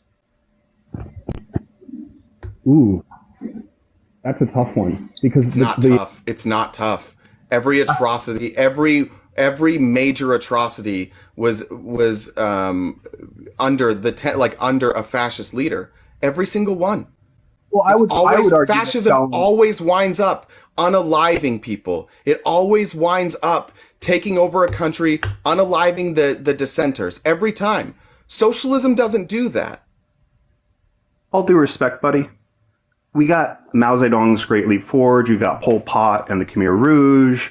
You got the Holodomor and the USSR. That's what I'm saying. He was a Marxist-Leninist. He represented the Communist Party of China. What? Yeah. Did he? Yeah. Not a socialist. Again. Well, I guess that's the big problem, right? Yeah, the big problem is you guys tie these horrific things, these people that did horrific acts in the name of communism when they weren't communists, right? They literally were just dictators, and you use communism so that you can advocate against socialism. But when you get rid of the people that claimed they were communists and acted like dictators, you have no argument for why socialism is not a far better option than fascism. It's your way of accepting fascism without having to like concede that socialism, even if we were socialist, like which I'm not advocating for, but I would prefer a socialist country over a fascist one. And what fascists love to do is pretend that the people advocating for socialism are actually people like Mao, are actually like the USSR, who weren't communists at all, but they had that name. We are not advocating for a dictatorial leader. We are not advocating for a strong leader using military force to force communism or socialism into the country. That's what fascists are doing. Fascists are saying we will force our ways and we will use a strong man and we will use the military in order to do it. Yeah. So one thing I just want to... Is that not worse? Can we at least admit that fascism is worse than socialism? Yeah, I will definitely agree fascism is worse than socialism, but fascism and communism, I think, are equivalent. Do you also agree that you're mislabeling everybody as a communist in this country? Like, absolutely, you're absolutely, it's a bad faith argument. So the reason that you do that, and the reason that people do that, is because if you do actual apples to apples, and you say democratic socialist versus fascist, everybody knows the fascist is worse. So what can you do? You can't make an argument, so you have to reach to Mao, you have to reach to the USSR, and you have to pretend that that's socialism. And why? Because there are a bunch of fucking billionaires who don't want socialism. They want to keep their wealth. And so they have co-opted the Republican Party into convincing everybody that communism is the real threat, and that all of us that are advocating that we get paid a fair share and that we have democracy in the workplace, that what we really are is advocating for Mao, and we're not. It's all propaganda. It's all propaganda designed to keep the billionaire class in place. And the Republicans right now are doing everything they can to maintain that hierarchy where the billionaires get everything and we get fucked. And Joey, you're getting fucked too. And you're here advocating for the system that is bending you over and repeatedly fucking you in the ass. And you're here like, we got to do that because communism. But you even know that nobody's advocating for communism. Yeah, so my whole argument where I just sat here and said, oh, well, you're a commie, is to explore the idea that it's a bad faith argument. And frankly, I think what you're doing is also a bad faith argument with saying, make America great again, the Republican Party, the United States of America, is Schmittler. Because I see that argument all the time. That. I didn't say that. Oh, fascism. I think it's fascist. And I don't know, have you read Project 2025? Yeah, so I didn't read all 800 pages. Okay, do you see the tenets of fascism there when they're talking about, like, we have checks and balances, right? We have 3 branches of government and they're supposed to be equal so that we have checks so that we don't fall into authoritarian control. That's what the founding fathers wanted to avoid. So certainly you must see in Project 2025 that they are giving extra powers to the executive branch. They need the executive branch to be more powerful so they can push their agenda. Like, you're elevating one branch above the other two. Can you see why for us we're like, oh shit, that looks like fascism? Sure. And I think I don't necessarily think that you're going to round everybody up and put them in internment camps, but even without internment in camps, even without genocide, I still don't want fascism. I don't want fascism light. Fascism light is worse than socialism. So it's fair for you to say that if I was saying that like Trump is Schmittler, that I agree with you. That is an unfair comparison. But if I'm saying Hitler was a fascist or Schmittler and so was Trump, that's fair. It's fair to say that they're both fascist, but I don't think I reach across and say like they are the same, because they're not. But they are both fascists, and I don't want fascism. But Republicans seem to not care. They seem to be open to the idea of fascism. Yeah, so I appreciate you making, a little bit of a concession and saying that, the former president of the United States is not as bad as Schmittler. I appreciate that because there's a lot of people on the far left that would refuse to say that. I just spit out my water. Thank you. It made me laugh. Thank you.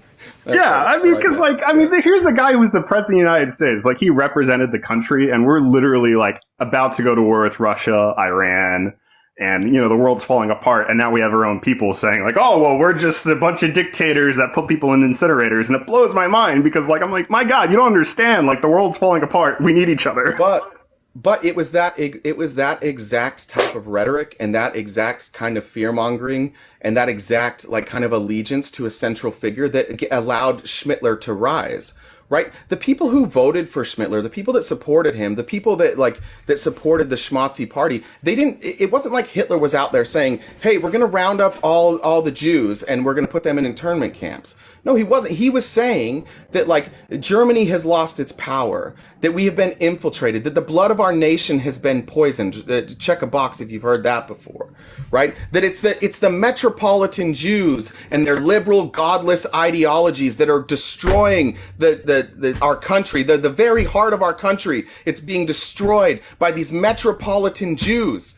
It's the same rhetoric. That's the point. Like, I don't know what the outcome of a Trump fascist dictatorship would look like, but I do recognize historical patterns. I do recognize that the type of propaganda and the type of messaging is exactly the fucking same. Like the poisoning the blood, the Hollywood elites. Donald Trump has specifically said like, oh, there's like the good Jews and the bad Jews. Kanye, the same thing. Like, oh, we're not talking about the good Jews like Ben Shapiro who claim Judeo-Christian values. We're talking about the Jewish people who vote for Democrats and maybe they don't go to church. Maybe they don't practice an ideology. Maybe they're okay they're okay with LGBTQ. Right? Like the tenets that got Schmittler elected, the messaging, the tenets, the exclusionary stuff, the attacks on marginalized communities, those are happening right now. Hey, I'm with you. And frankly, I would say the difference under... Why not abandon it? One more time? Then why not abandon it? Abandon what? The Republican Party? Yeah. Oh, well... We could have a long because there's people that were probably concerned. Like it's not like these arguments didn't happen in Germany. It's not like people didn't sit around and go, "Hey, what? This guy's going to be a fascist," and they're like, "Well, you know what? I see what you're saying, but I really don't think he's going to be that bad," and they just went along for the ride.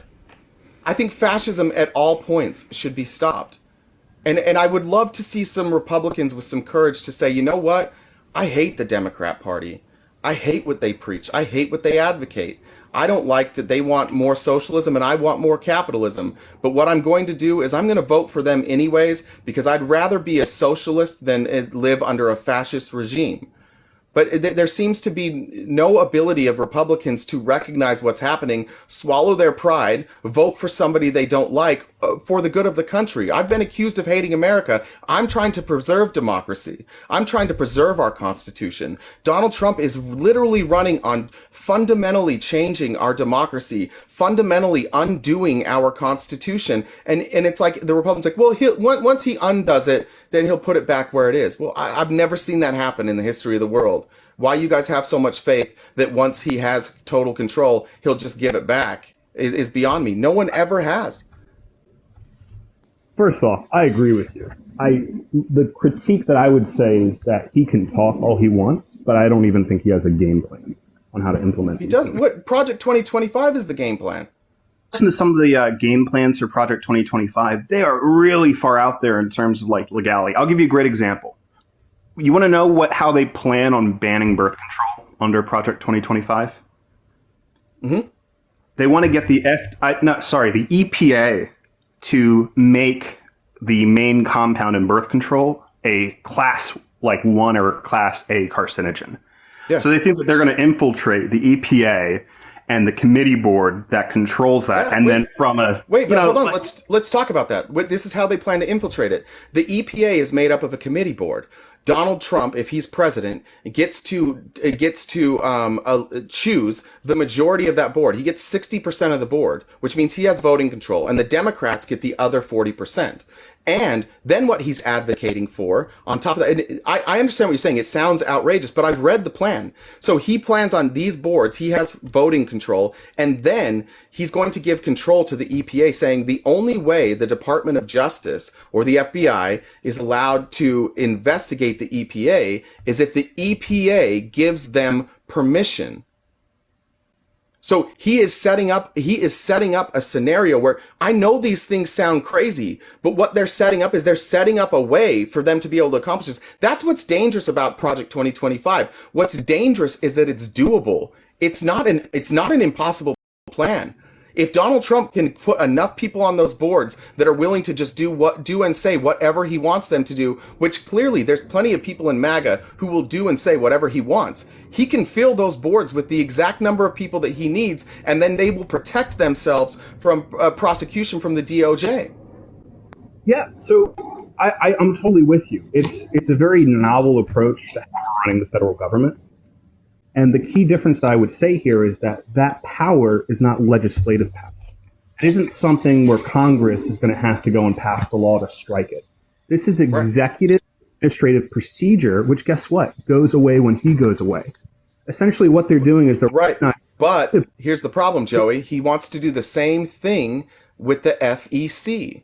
So the FEC, the people that are in charge of elections, the people that run elections, that are responsible for giving us secure elections, he gets to dominate that board too. And he also gets to say that the FEC also gets to decide whether or not they're investigated. So once he gets power, once he has control over the FEC and there's no way to investigate it, then it doesn't matter if his term is over, he can stay if he wants, right? Or he can do what Putin did in Russia, and they can install like a puppet. They can pretend that they can pretend like somebody else is going to take over, or they can choose a successor. And no matter what, because they have control over the FEC, then the FEC can go in. The election integrity be damned, gerrymandering be damned. It doesn't matter. There's nothing we can do to stop that. That's the point. And the point is, and I think the problem is, a lot of people have read Project 2025, and on individual points, they're like, okay, well, that seems unlikely. But the problem is when you actually dig into it and you say, okay, how's this going to play out? Is this possible? Not only is it possible, but it's likely, because of the sycophant nature of the Trump supporters that will do and say anything, that they will completely abandon the Constitution for Donald Trump. Like, they're literally calling for a civil war right now. Like, they will act and do whatever he says. And the problem with Project 2025 is it wasn't written by morons. It was written by people who have been legislating for decades. It's written by the very people who have been writing our laws for decades. It's written by brilliant constitutional lawyers who understand not only the Constitution inside out, but the rulings inside out and the loopholes inside out. And they built this in order to retain power that they are afraid of losing. And the only way they can retain power that they're afraid of losing electorally is by giving the executive branch power so that electorally they can't lose their power. Yeah. So one thing I just want to push back on my claim, because there's two factors that go into this. When you weaponize the executive branch and you set that legal precedent, they're going to lose an election eventually. So that's one of the main critiques that are going on within the party. No, because they control the FEC. That's the point. I understand what you're saying. Like, that's a good argument. It is. That is the argument against saying, like, we need to worry about this. But the people that put together Project 2025, they also thought of that. And they said, well, what happens if we lose an election and it gets all undone? What could we do about that? Well, let's control the elections. Now, I don't think it's something where they're going to lose an election and keep them in power. What they're going to do is they're going to rig the system so that they can't lose elections. Like, you see the privatization of prisons. Where are private prisons normally? Small red towns. Why? Because that prison population then gets to be added to the population there in the town, and that town gets more electoral votes. So now they need the expansion of private prisons. They need the expansion in red states. That red states need to have low taxes to attract people to come in, and hopefully the people that they attract are conservatives, and they buy them off with low taxes so they can get more electoral power. Right? But if that's not going to work for you, if it's not working now, like it's not because they keep losing elections, you need a different plan. And that plan means you need to have total control over the FEC so that when you try and rig these elections, when you try and gerrymander elections, you have a controlling stake on how that gets done. And that controlling stake can't be overridden unless you lose an election and you're setting up a situation where you can't lose. Yeah, so I think the next problem is that, first off, you're always going to have strong red states and strong blue states. So I agree.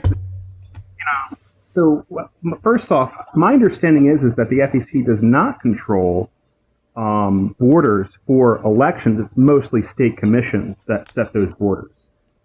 So right. And if they control the control the state commissions, they control the gerrymandering in the states, they control where the prison populations go. That's what I was saying. Like, it's a top-down approach. Then they work with the state, and then the state works on the local level.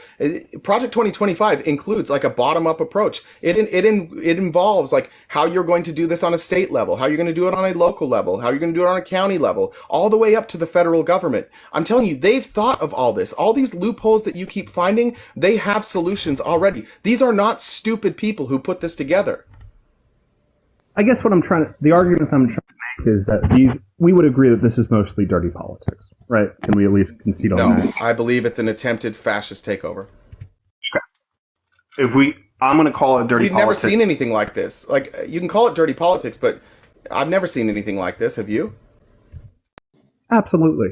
I mean, you look at the 2000s with Gore versus Bush. I mean, that was the defining moment of like, oh, it's rigged. Remember those days?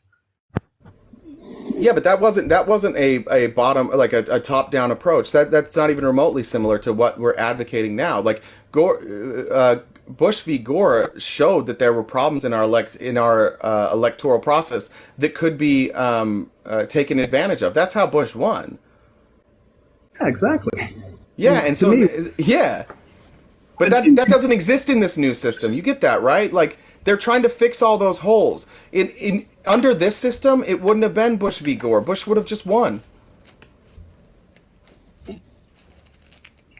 I mean, with electronic, we wouldn't have the chat issue where, like, they couldn't tell who voted and things like that. So we can agree to disagree. It's a little nuanced. I want to go back to my bigger point.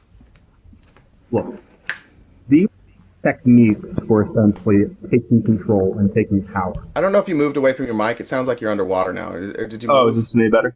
Is this better? Yeah, that's better. Perfect. All right, sorry. My finger. All these techniques, like you talk about gerrymandering, because gerrymandering definitely is the most effective way to keep power. Gerrymandering is not just a Republican thing. I know people love to say it's just a Republican thing, but when you control the state, and you control the state election commission, you get to decide how those borders are drawn. You better believe California sends 80% Democrats, even though it's probably closer to like 60, I think it's like, 65-35. Yeah, but nobody's worried about California. The gerrymandering, the places where they need this to go into effect are places like Arizona, where we are a blue state, but our state and local government is largely Republican. Right, so they need to protect the swing states. They need to protect Arizona, Nevada, Pennsylvania, Ohio, Florida. And that's one of the scary. They've done it. They've been doing it. They've done really, really well getting local control. Sorry, Felice, jump in. I was just going to say, that's one of the scary things going on that I see as fascist is like what we were talking about. I think it's in the 8th and 5th circuits, how they're looking at making it so private citizens can't bring lawsuits. Voting rights lawsuits. Like, that's one of the scariest things going on. If you're being disenfranchised as a voter, but only the American government can bring voting rights lawsuits, like how would that work? Like, it's one of the scariest rulings we've ever seen. So they're actually making it so if Trump is president and only the DOJ now can dispute voting rights claims, not private lawsuits can't be brought by private firms. And he's the DOJ's in his cabinet and he's controlling that. Now we can no longer dispute voting rights claims. It's terrifying. Yeah. And tap the screen, guys. Let's get to 290K. Sorry. And, I know we talked about this point earlier, but when you weaponize it and you say that the DOJ is the only one who gets to decide, guess what? I know you think that Republicans will never lose power, but they will, because that's inherently how the democratic system works. Eventually, they will push it and push it and push it. You keep saying that as if the same system that exists now, where you're making that claim now under this current system. I agree with you, but they're trying to change the system because they recognize that I in my lifetime, I'm 38 years old. Like, we've never seen more losing and a quicker destruction of a party than we're seeing right now with the Republican Party. They have not won an election since 2016. They're bleeding membership. Christianity is bleeding. Their base, the base that they rely on, is bleeding, and they're afraid of that. That's why they're making these changes. Your argument makes perfect sense if the current system stays in place, but it's like you keep missing the point that they want to change the system so that what you're saying will happen won't happen. That's the point. Like, you have all this faith in our system as it is. I agree with you. I have faith in that system too. As many issues as we have with gerrymandering, with voter suppression, with, if people want to talk about election integrity, fine. But the system largely has worked. They want to change the system so it works only in their favor. You can't keep making the same argument that, oh, well, history says, because it's a different system. History no longer applies when you fundamentally change the system. Yeah, and I know I'm not going to convince you to see, the lens, but to me, the technique to actually win and essentially dominate a popular election like a presidential or a federal, I don't think it's possible. Like, I think the best way you're going to do it is to have a very strong third party. And I think but why are you saying that? I don't you keep saying, you're like, I don't know how you're going to get me to see the point, because the problem with your point is, again, it relies on the old system, the system we're in now. You keep making points. I'm going to ask you the same thing. And I mean this respectfully, but you haven't been able to counter anything that I've said. You just keep going back to, like, I don't believe it will happen. Who right now really is holding on to their beliefs without the facts? You want to leave this conversation and feel justified and feel good about voting for Donald Trump. But on every single point that we've made, you're wrong. You're wrong about all of it. Like, you keep referring to the system. I'm saying the new system put into place, and then I've explained to you how the new system that we would put in place would make it possible for Republicans to stay in power forever, and you just keep saying, I don't really want to believe that. I've said it for the last week now. Republicans are doing this. You're confronted with an argument that you're losing, and as a former Republican who left the party because I kept losing arguments, swallow your pride a little bit. You're defending a fascist. You want to vote for a fascist because being a Republican is part of your identity, and not liking liberals is also part of your identity. And you can still not like us, and you can still not like our ideals. But truthfully, like, you're saying, like, I would rather have fascism than vote for a Democrat. That's what you're saying. So, just level set here. I'm a former liberal, so it goes both ways. I'm a former liberal. I come from a liberal family. Always thought you were too smart to be a Republican, Joey. Yeah, but why'd you leave? Like, if I told you why I left the Republican Party and I gave you the arguments that I lost, it would make sense. What argument did you lose that moved you to the Republican Party?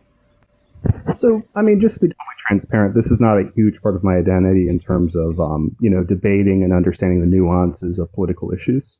So mine is a lot more simplistic and, like, localized. I'm not a political scholar by any stretch of the imagination. I'm not involved in politics at all. I worked for the Republican Party. Wow. Jeez. So again, like what you're saying, you say, well, I could say the same thing. Well, what you're saying and what I'm saying, those aren't the same. Yeah. I'm saying So I was heavily involved. It was my job to make the arguments. I was working on campaigns. It was my job to know the talking points. It was my job to know the positions and advocate for those positions. And I couldn't win the arguments and be honest with myself. I could only not win the argument, but the best case scenario, I could say agree to disagree and walk away. And I think that's it. I think that for in America, we have become this, like, because we wanted to be polite and don't argue politics, we've become a country where it's acceptable to say agree to disagree on factual matters and walk away. We should not be agreeing to disagree on things that are true or false. We shouldn't, but we do now. We sure as shit do now. Like we can't even agree on facts. And that's how fascists take over. You can't believe anything that I say. You can't believe anything that the left says. You just can't do it. Not allowed to. You can't capitulate at all. I totally agree with you. You know, that's one of the key things in propaganda is you just essentially throw up so much crap that you can't tell what's the truth, so you trust nobody. Like the election was stolen. Yeah, Like Hillary Clinton locked her up. Obama was born in a different country. They're trying to indoctrinate your kids. They're the great replacement theory. Literally, the entire Republican platform is propaganda. There's nothing they're running on that isn't propaganda. But if you look at the Democrats, what are they running on? Is it propaganda? Sure isn't. You got Joe Biden out there standing on picket lines. You have Kamala Harris traveling the country saying, "Hey, like that's propaganda right there, brother. That's propaganda right there. Bro, he crushed the train unions. Don't give me that crap about no. Look, I earlier. Wait, hold on. Earlier in the show, I said that Joe Biden, our most pro-union president, still has fucked up when it comes to unions. He is not always friendly to the unions. I agree with you there, but it's not propaganda. He did show up. He did pick it. He did help the union win that fight. You're talking about. By the way, Donald Trump went and did the exact opposite. Fought against workers' rights and pretended he had people hold up signs that said "Unions for Trump." And when those people were asked, "Are you in the union?" they said no. Which one of those is propaganda? The guy standing with union workers who were saying, yeah, let's do this, or the guy pretending to stand with union workers and pretending that union workers stand for him? See, you keep thinking it's both sidesism, but you're missing that you have an actual fascist, an actual propagandist in front of you, and you keep thinking it's equal. It's not. Most of the time throughout American history, it's been equal. Bush versus Gore, equal. Obama versus Romney, equal. I worked for Romney's campaign. I know the lies that were spread about Mitt Romney. I know propaganda went around. I know that Obama oftentimes would pander to people, just like Romney did, but it felt equal. This isn't equal. This is one person doing politics and one person living in a fake reality so that they can be a fascist and convincing you that this facade of a reality that he's pretending to live in is real. Like, I cannot for the life of me understand somebody who sits and watches Donald Trump, and you know as well as I do that almost everything that comes out of that man's mouth at a rally is a lie. You know that. You're smart enough to know that. But it's like you've convinced yourself that, no, it's just a game. Like, he's actually just moderate. He's going to be normal. It's just a game. You're watching a guy lie, and you're trying to convince yourself that the lies that he's telling you aren't true. And that's how fascists get into power. So, maybe you could answer this point, because this is the key point that I always have when a lot of these debates come in terms of like the argument that he's a fascist, he's going to destroy the democracy. This is the person who is the former president. This is the person who had control of the House and the Senate and the president. He controlled everything for the first 2 years. Yeah. Why do you not implement his policies if he's a super, Schmittler? That's a fair question, and I think you've already answered that question earlier. You don't think he's that smart, and I agree with you. He's not that smart, but now he has a plan. Smart people showed him a plan, and they said, "Look, dude, here's how you can do it. You have to surround yourself with sycophants. You can't surround yourself with people like Bill Barr. You can't surround yourself with people who will stand in your way. You have to surround yourself with people who will tell you, yes, and here's the game plan. I agree with you. He's not smart enough to do this on his own. I don't even think it was his idea to be a fascist. It probably wasn't. I don't think he thinks past an hour from now. But unfortunately, there are a lot of Christian nationalists who see Donald Trump as an opportunity for them to latch on and retain power. Again, it's not really about him. It's about the people who wrote the plan. It's about what they want. And they want a Christian nationalist country. They want Christianity to run the country. I could play clips from two prominent Republicans yesterday saying that they admire places where the church runs the city, and they want more of that. That the church should be the one running the city, and that the church should run people out who don't, like run them out to the suburbs. I agree with you. Donald Trump's not smart enough to do this. If he was, he would have done it the first term, but he wasn't. And they wised up, and they wrote a new plan for him. And the reason I know that he's not smart enough to come up with this plan is because they wrote Project 2025, and then like a few weeks later, he copy and pasted it to his website and called it Agenda 47. And he made videos about it instead. But it's the same exact plan. It wasn't his. I agree with you. He's not smart enough. And, obviously I'm not going to sit here and say it's because he's not smart enough. I would just argue that it's because the institutions aren't that easy to break. I think that's incredibly wishful thinking, Considering that they've laid the groundwork of how to break the institution, and you can't provide me a counter argument that it would be stopped. How are you going to stop if he gets from the FTC, the FEC, the EPA, if he has 60% of the vote, which is all you need, and they're not allowed to be investigated by the DOJ? What institution is going to stand in the way? Wonderful question. State institutions. And that's one of the key foundations that we continue to see in Makes America a Great Country. He only needs challenge the federal left and right all the time. Let me just make this one point and I'll let you have it. So that's the key difference between a lot of other political systems in the United States. We are a very diverse country. We are a very polarized country. We are a huge country. And state governments have immense amounts of power to challenge the federal government. Look at what's happening right now between Texas and Biden. They straight up have their own militaries at each other's throats over the border issue. Yeah, when it comes to they're openly defying the Constitution of the United States. Defying the Constitution of the United States, openly defying the Supreme Court. Your argument for checks and balances is people who are ignoring a red state that's acting fascistly and ignoring checks and balances? That's the argument?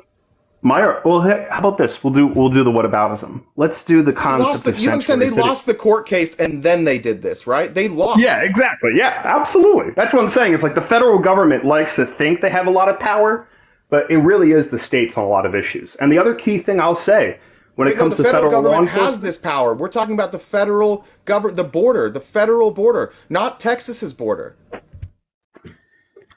Well, isn't that the whole contentious point? Is that the state border and the federal border are the same? I feel like you're making my point. A few rogue states, and the Republicans never lose an election again. Arizona goes rogue, Florida goes rogue, Ohio goes rogue, Pennsylvania goes rogue. A few rogue states, and Republicans never lose again. Or how about it goes the other way? California goes rogue, rejects the election, elects their own president, and now we have a two-president system, or like the two popes. Well, fine. Show me a plan for them to do that, and I'll oppose it. But there's no plan for that. I have a plan on the internet, on Donald Trump's website, proposing it. Look, dude, even if you're right, though, let's just say that you're right, that the states have the ability to stop this. You're still saying, like, hey, the states can stop a fascist, but I'm going to vote for the fascist and see if they can stop him. Well, that's the key thing, right? You keep trying to find... Why are you voting for a fascist? And I say, why do you keep voting for someone who's a communist? Like, if we're going to play that game, I don't believe that you're a communist. I'm not. Donald Trump is a fascist. You've already conceded this point. I'm not voting for a communist. No, I didn't concede that point. You are. I absolutely did not concede the point that the Republican Party and the former president of the United States of America is a fascist. I would absolutely never disrespect the flag fascism. That they're running on fascism. No, absolutely Okay, not. I don't know Because what that's to the tell same you because thing. we've already we're not going to go back on this. I don't like you Yeah. should. These replays are available. You've conceded every point along the way, and the truth is, Joey, is like you like all Republican men. You have this inability to admit that you're wrong. You have this inability, like you are going to walk away from a discussion where you made 0 points, and like your every point you gave was countered, and you're going to walk away and you're still going to support this guy because you have so much pride. The reason you went from the left to the right, Joey, is because you're heavily influenced by your feelings and not facts. People don't move to the right because of facts. I've asked every person who's ever claimed to have moved from the left to the right. It was based on their feelings, right? And that's who you are. You're somebody who is run by your feelings, and that's a great way to live life, but that's not a great way to vote. It's a really silly way to vote. If you're looking at the information right in front of you that says, here's an attempt of a fascist takeover, and you're like, yeah, let's fucking roll the dice with it. That's crazy. Would you like you are an enemy of the Constitution. You're an enemy of freedom. You're the enemy of America. It's you. And I'm going to come something very conciliatory. You are my fellow American. You are a fellow citizen. You are a fellow voter. I still love you. I still understand you. I don't care. Wait, I don't care. I don't care. You're an insurrectionist. You want to fundamentally change you are my enemy. I don't care. We can like each other all we want. I don't fucking care. Your response to me laying out facts is your goddamn feelings. I still like you. We can still be friends. I don't fucking care. I want my country to exist.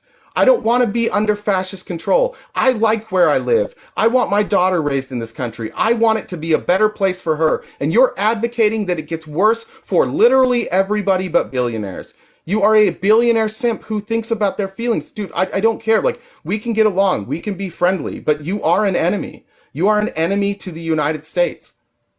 Sure. And your rhetoric is, going to continue to the disillusionment. And I'm the same people that were standing up against Schmittler. I'm the same people that were warning against fascism in Schmittler. I'm making the exact same points that they are, and you're doubling down on the same exact propaganda that he put out. Look back at history. What side are you on? Take an honest look at history. Which side are you on? Every fucking time, you're with the fascist. You are parroting every fascist takeover that has ever existed, and you're convinced that this time it's not fascism. Yeah, and you're parroting a lot of the communist thing of if you're not with me, you're a fascist. So no, that's not communism. Again, see, you don't understand what communism is. What part? Let's talk about Spanish Civil War. Give me the part. No, give me the part of communism. Give me the quote from Marx that said, if you're not a communist, you're what? You're a fascist. Give me that quote from Marx. Absolutely. So Rosa Luxemburg. It's going to come from Rosa Luxemburg. Would that be sufficient for your criteria, Judge? I mean, it's sure. I think that there are people who are communists that what they say is not in line. The Social Democrats are social fascist. Rosa Luxemburg, right before the end of I believe the Weimar. Germany. So I'm not talking about social fascism. Exactly. You understand that, right?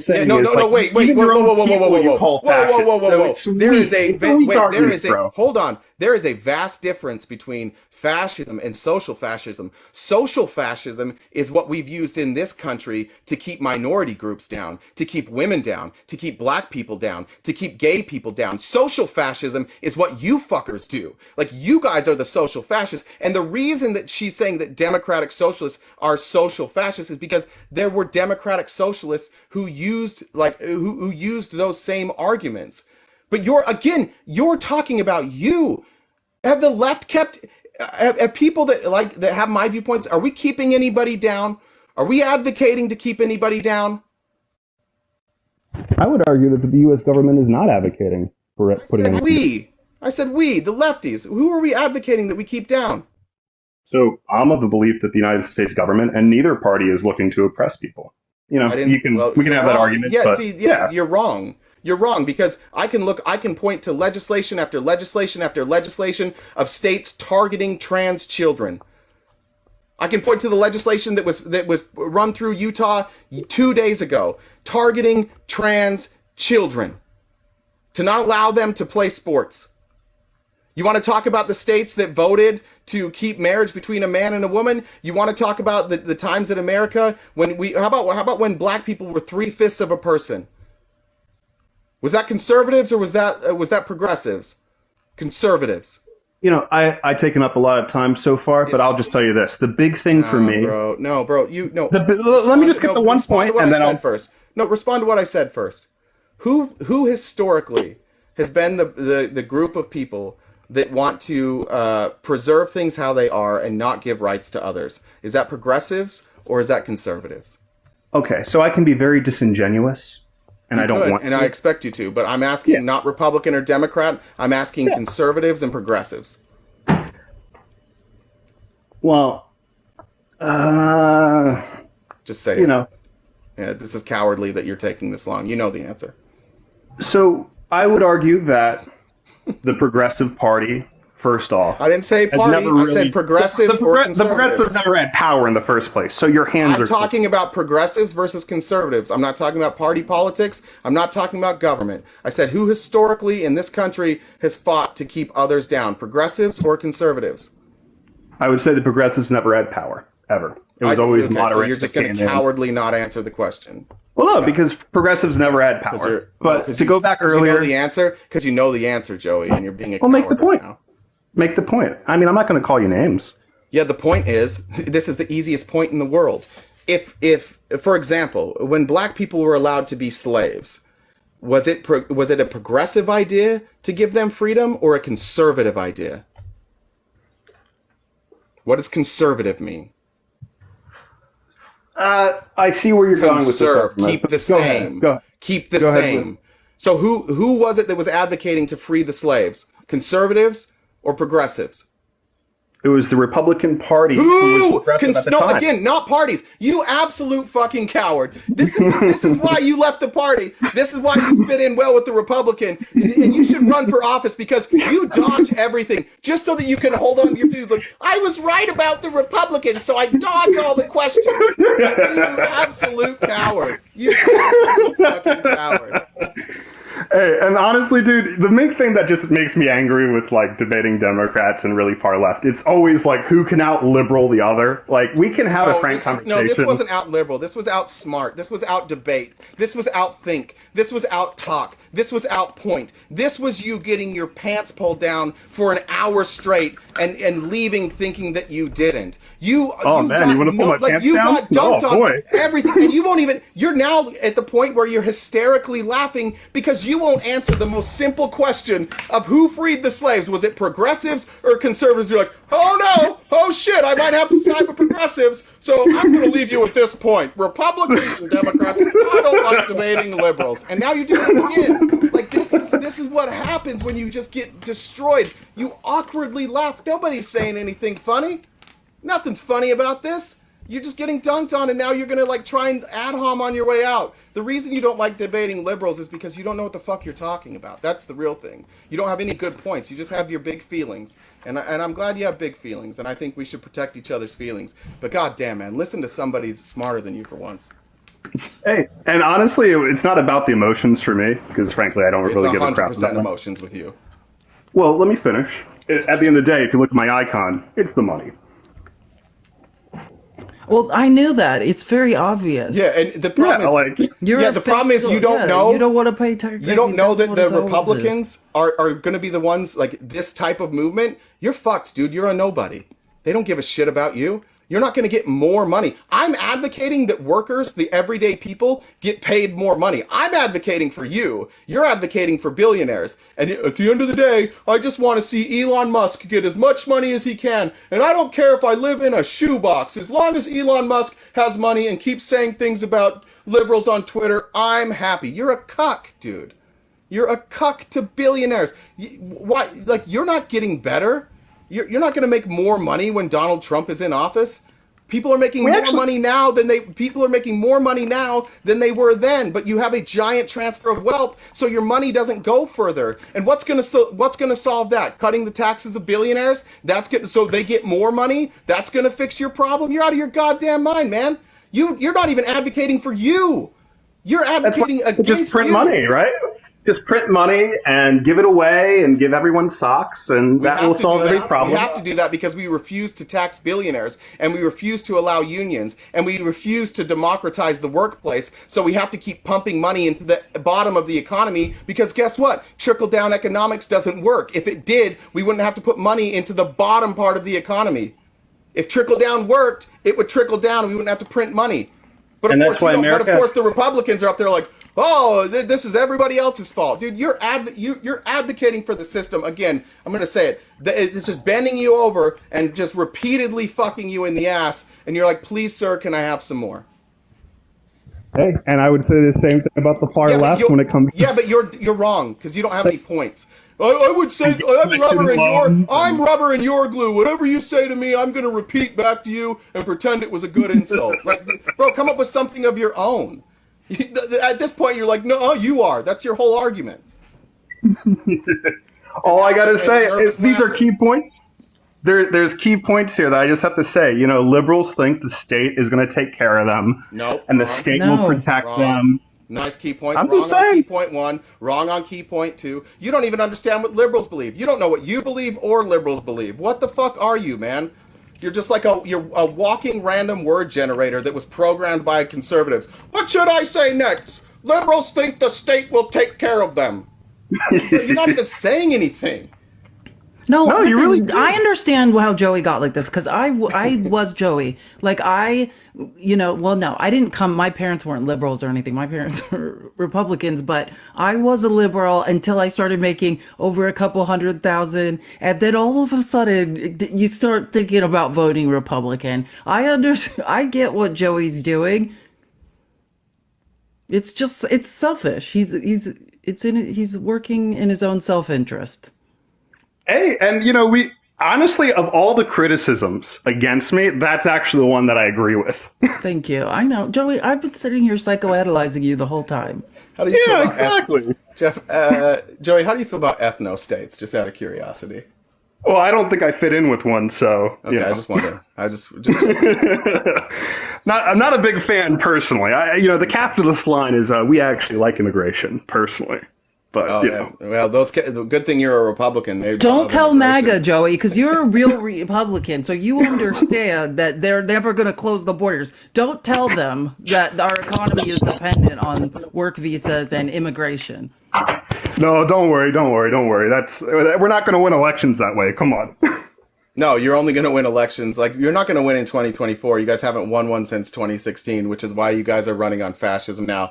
And this is kind of like your last ditch effort. Like, I hope to God we get in power so that we can keep, so these Christian nationalists can keep power. But unfortunately, we do control the House. Joey, there's people that watch debates like this. And if there's people that are on the fence, where do you think they're going, Joey, after this debate today? If we had 1,000 people on the fence today, I think I would have 1,000. I think you would have 0. Well, you know what's beautiful about this? We're going to find out in a couple months. You know what I mean? Yeah. And all I have to say is this. I love America. I love the democratic system. I love capitalism. And I love the idea that we can have these conversations. And you're not a bad person. You're my fellow countrymen. I agree. And, frankly, have a good time. I'm not going to tell you how to vote. If you care about your self-interest... Well, of course, you couldn't, because you can't make a cogent argument, Joey. I think mine's a very simple one. Yeah, Joe it's simple Biden and has stupid. record Yeah, inflation. it's simple and it's easily debunked. And I hope that everybody campaigns like you, because like I'm not brilliant and I can pick apart your whole argument. So I hope that this is the message. And unfortunately, this is your guys' messaging, because you can't be honest. You can't be honest and say, hey, we're trying to do fascism. You just have like catchphrases and good feelings, and that's great. Keep campaigning on that. It hasn't been working, and it won't work, which is great. Yeah, I mean, we control the House of Representatives, so I don't know where you're getting this whole we haven't won barely. You election. got people like, come on, buddy. That's just like, yeah. You is had that not massive, propaganda? What you just said, brother? You had a massive majority, and you've been bleeding every election cycle.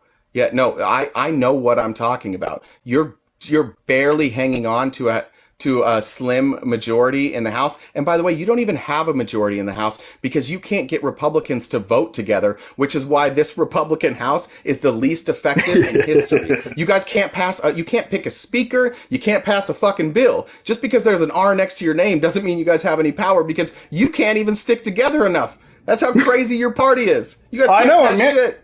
I'm with you. And Manchin was the best goddamn Republican senator there ever was. He was the best one you had. I agree. And he was the best Democratic senator that will ever come out of West Virginia. He was. Hey, and that's as close as we're ever going to get.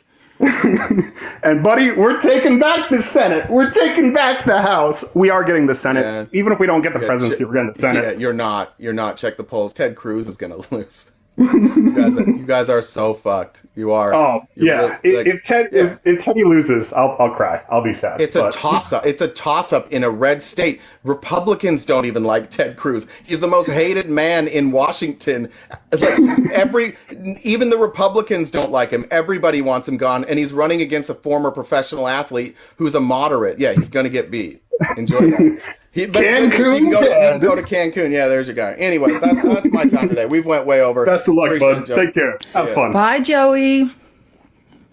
What a charming fella. Yeah, a lot of good points. He just reminds me of all the men I worked with, like in corporate America. Like that's he's. I want to do. I know we're way over, but I got some screenshots during this. Of what? Let's call it a debate. And this is for you. Let's call it a debate. I'm just doing this for you. Tap the screen while we're doing whatever this is. In Trump's case today, as he's appearing, are you talking about him in court? I was reading that. Yeah, President Donald Trump, Alina Habba calls President Donald Trump to the witness stand. Judge Kaplan corrects her. That's Donald John Trump. won't let her call. And it keeps going. Judge Kaplan, only one question? Judge Kaplan, you can ask the second question. Habba, why did you make the statements? No, I have a right to ask about intent. I will decide what he has a right to do here. That's my job, not yours. Kaplan, he had an opportunity to participate in the trial. Roberta Kaplan, he had an opportunity to participate in the trial, Judge Kaplan, and he lost. I will so instruct the jury more than once. Trump says, I wasn't at the trial. I never met this person. Judge Kaplan, Mr. Trump, keep your voice down. And then he walked out when Trump got off. He was only up there for a few minutes. And when he left, he's like muttering, like, this isn't my America. Like, and the closer he got to the door, the louder. Not my America. It's so embarrassing. I wanted Judge Kaplan to be like, why don't you have COVID? Why are you here? Anyways, looks like Alina Habba's doing as good a job defending Donald Trump as Joey did. So that's you did a great job, Jay. We're always so impressed with your debate skills. Everyone make Jay feel special. He's our special guy. I hate you so much. No, I love it. I was just thinking, like, it's like having front courtside seats. I really do enjoy it. All right. I don't know what to do with that. Nope. You don't like compliments either. It's so uncomfortable. Sit in it. Thank you, everybody, for the support today. Make sure the replays are on our YouTube. If you're not subscribed to the YouTube, it would be our greatest honor if you would go there. Felice puts a ton of work into her videos that you see on TikTok every day. If you head over to YouTube, you can just hit like there, make a comment on them. She puts in a lot of work. She puts in a lot of work putting out the outlines every day. So the stuff that you guys are seeing, I'm telling you, I feel like I work hard and I can't keep up with Felice. So W Felice, but help us out as we try and make this message bigger as we going into election season. We want to make sure that not only us, but you have a voice, and we want that voice to be cross-platform as much as we possibly can. So anything you guys can do to help us promote our message on Instagram, on Twitter, on YouTube, on TikTok, on Facebook, we would love your support. Thank you so much. Felice?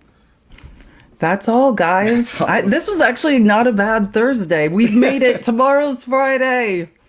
All right, guys. We'll see you tomorrow. Bye, guys. Bye.